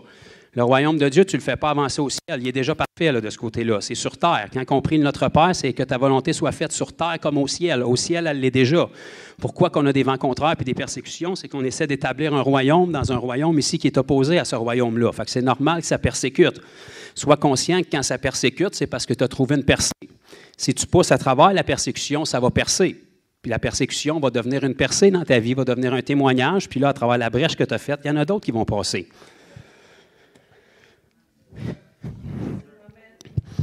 Je ne sais pas quoi vous dire, mais c'est une histoire de royaume. Ça a toujours été, puis jusqu'à ce que Jésus anéantisse pleinement, ça va être ça. Le diable n'en a pas contre vous, il en a contre ce que vous transportez. On ne vit pas cette vie-là pour nous, on vit cette vie-là pour celui qu'on transporte, pour lui permettre de gagner accès. On est comme les espions qui ont été envoyés dans la terre promise. Ils ont tous été envoyés. Pourtant, il y en a juste 2 qu'on se souvient parce qu'ils ont eu des rapports positifs. Toutes les autres sont tombés dans l'oubli. Du monde négatif, c'est bien, bien facile. Être capable d'avoir une saine perspective quand tu es envoyé, c'est à travers toi que le Seigneur passe pour conquérir le pays. Amen. Je me suis attendu d'en avoir plus qu'un, mais j'en ai 2 maintenant.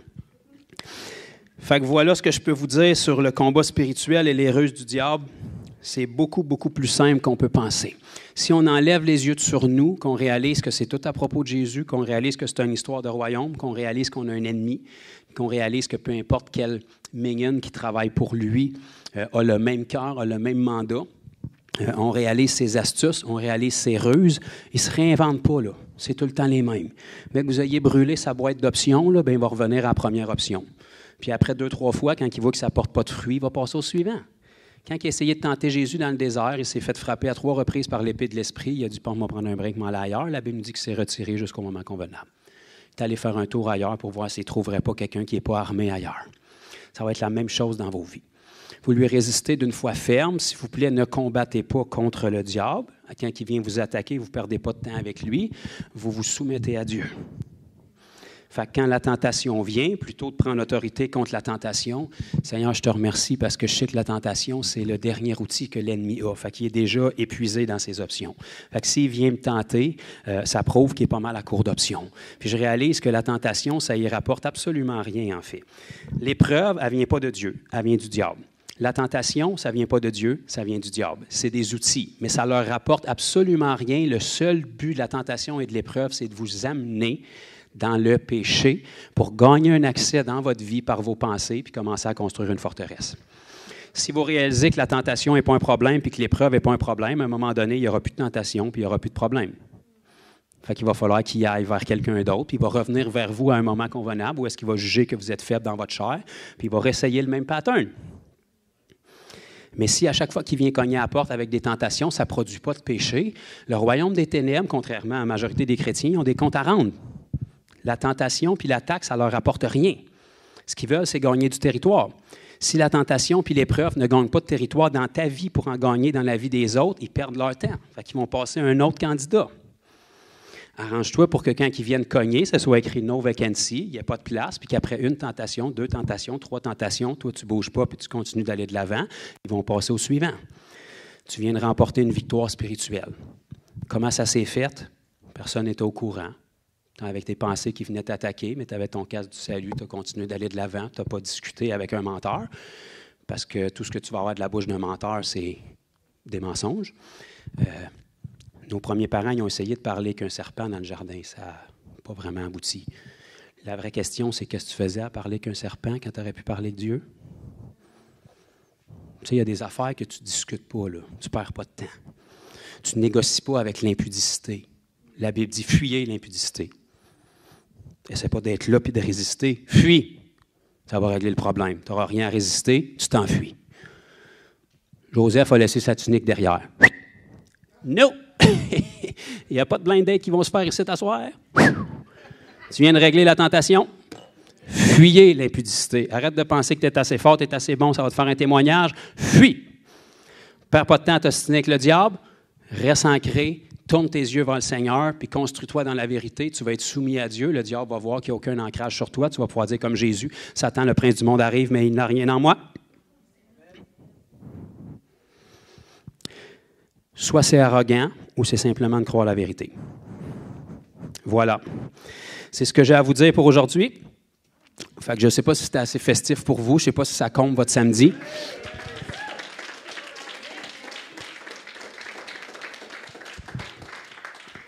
Fait que de grâce, ne laissez pas tomber ça d'un crack. On médite, on écoute, on partage. On partage, parce que si l'Église commence à réaliser l'autorité qu'elle a, puis qu'elle commence à réaliser réellement ce que c'est le combat spirituel, mon ami, ça fait 40 ans que je vois l'Église en combat.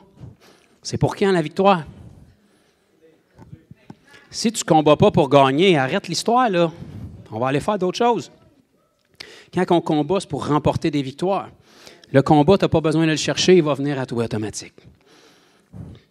Fais juste avoir ton armure, réaliser tes qui, puis avancer le royaume ici-bas. Dès le moment que tu avances le royaume, les combats vont venir, puis c'est comme ça que tu vas avoir des percées. Puis de percée en percée, tu vas te construire un témoignage. Fait que tu vas être de plus en plus difficile à arrêter parce que tu vas pouvoir dire, tu peux commencer ma soeur si tu es prête, tu vas pouvoir dire exactement comme David. Le Dieu qui était avec moi quand j'étais tout seul dans les champs avec mes brebis puis que le monde se moquait de moi, que je me pratiquais avec mon slingshot puis ma harpe, le Dieu qui était avec moi, qui m'a permis de déchirer la gueule du lion puis celle de l'ours, c'est le même Dieu qui va être avec moi devant ce grand géant-là, Goliath, qui insulte l'armée du Dieu très haut. Il va falloir que quelqu'un se lève à un moment donné puis dise, ça va faire là. La terre appartient pas au diable parce que je suis ici. Tout lieu que la plante de mon pied, Dieu me le donne. Je récupère du terrain puis je le récupère par des hommes. Amen. Donc, je fais une prière générale sur vous. Après, toute l'équipe va avancer. On va prier pour ceux qui ont des besoins. Et puis après, bon dîner. Ce que je vous ai annoncé en début d'assemblée pour l'évangélisation la semaine prochaine, vous n'avez pas besoin de prier dessus. J'ai prié là-dessus pour vous. Le Seigneur veut que vous soyez là. Fait que c'est bon, ça règle le cas. J'ai même pas eu besoin de prier moi non plus. Le Seigneur m'a montré dans sa parole qu'il nous avait commandé d'aller où par tout le monde. Donc, Granby, ça fait partie du monde. Il veut qu'on aille à Granby. Fait que ça règle le cas. Fait qu'on veut vous avoir avec nous. On veut vous former. On veut que vous soyez actifs. Un dernier petit point que j'ai oublié dans les annonces tantôt. Je m'en excuse. Pour l'Halloween. Pouvez-vous croire que j'ai dit ça dans une église? L'Halloween. On a décidé que ça devrait être le Seigneur qui règne. Fait qu'on on s'est joint à des initiatives pour en lancer aussi d'autres pour prendre pour cette année une maison à Granby probablement et une maison à Magog où est-ce qu'on va faire quelque chose qui s'appelle l'Halte des Lumières et on va monter un chapiteau où est-ce qu'il se passe des miracles puis du surnaturel pour que tous les gens du quartier qui viennent pour recevoir des hot dogs, des bonbons puis des trucs puissent expérimenter la prière. Donc, on veut saisir cette journée-là qui, en apparence, est bien festive, puis on donne des bonbons aux enfants, puis il n'y a rien là, mon frère, panique pas avec ça. Vous savez que c'est la journée la plus stratégique pour les satanistes puis tous ceux qui pratiquent l'occulte, mais ça se fait dans l'ombre, mais c'est caché en arrière des bonbons. Nous, on veut saisir cette opportunité-là pour que Christ puisse régner. Donc, pour cette année, on va avoir 2 maisons dans 2 villes différentes. Idéalement, il pourrait y en avoir partout après pour que les gens puissent expérimenter le Seigneur. Et puis, on veut aussi vous donner l'opportunité, si vous voulez être capable d'aider, parce qu'on va monter des chapiteaux, ça va coûter beaucoup de sous, de location, d'équipement et tout. Donc, si vous avez à cœur d'aider pour ces événements-là, pour cette année, bien, vous êtes libre de le faire soit par virement ou dans la boîte. Faites juste écrire en commentaire ou sur votre enveloppe Halloween. Donc, vous n'êtes pas en train de vous associer à l'Halloween, mais c'est pour qu'on sache que ces fonds-là vont aller pour ça. Donc, on vous offre l'opportunité de bénir et on vous donnera des témoignages de ça. C'est bon? Seigneur, je veux juste te remercier pour ta parole qui est vivante, qui est puissante, qui est efficace, une épée à 2 tranchants qui sépare âme et esprit, qui sépare jointure et moelle, qui sépare les sentiments et les pensées du cœur. Et je crois ce matin qu'elle est annoncée avec vérité, avec force, avec onction, pour être capable de percer chacun de nos cœurs, Seigneur, pour que la vérité puisse régner dans tous les aspects de notre vie où le mensonge avait pu prendre sa place, où l'ennemi avait volé. Et je te prie, Seigneur, que tu fasses comme tu me l'as annoncé ce matin, que les chaînes soient brisées, que ton peuple soit libre, que les gens soient en puissance pour être capables de marcher avec l'autorité qu'ils ont, pour avoir une marche digne de leur appel, pour être saint comme tu es saint, pour marcher avec audace, pour marcher avec puissance, pour détruire les œuvres du diable. Et je te prie de nous fortifier chacun de nous pour qu'on puisse vraiment avancer dans notre appel et qu'on puisse vraiment réaliser le royaume qu'on transporte et le mandat qui nous a été confié, Seigneur. Donne-nous une saine perspective. Aide nos yeux à être fixés, focus sur toi, sur le mandat, pour qu'en cours de route, peu importe les épreuves qui vont croiser notre route, ça va simplement être des pierres où est-ce qu'on peut grimper et s'approcher de toi et aller de l'avant, Seigneur. Je te prie que la parole qui a été apportée ce matin soit scellée dans le cœur de chaque personne, que ton esprit puisse les apporter à la méditer, Seigneur, que ça puisse s'enraciner et que la révélation vienne, que le vouloir et le faire soit mis en œuvre, Seigneur, pour que ça puisse se traduire en action et qu'on puisse devenir une église ici qui génère une armée qui commence à répandre le royaume de Dieu dans cette nation que tu n'as pas oublié, Seigneur. On parle le salut sur cette nation, on parle la repentance, on parle que ta bonté soit révélée et on parle que ton église puisse être réveillée et passionnée de toi à nouveau dans cette nation au nom puissant de Jésus. Amen. Amen. Donc, que le Seigneur vous bénisse. Si vous ne l'êtes pas, je ne sais pas quoi faire de plus. Et puis, si vous avez besoin de prière, avancez. L'équipe peut avancer pour m'aider. Et puis, on va prier pour vos besoins.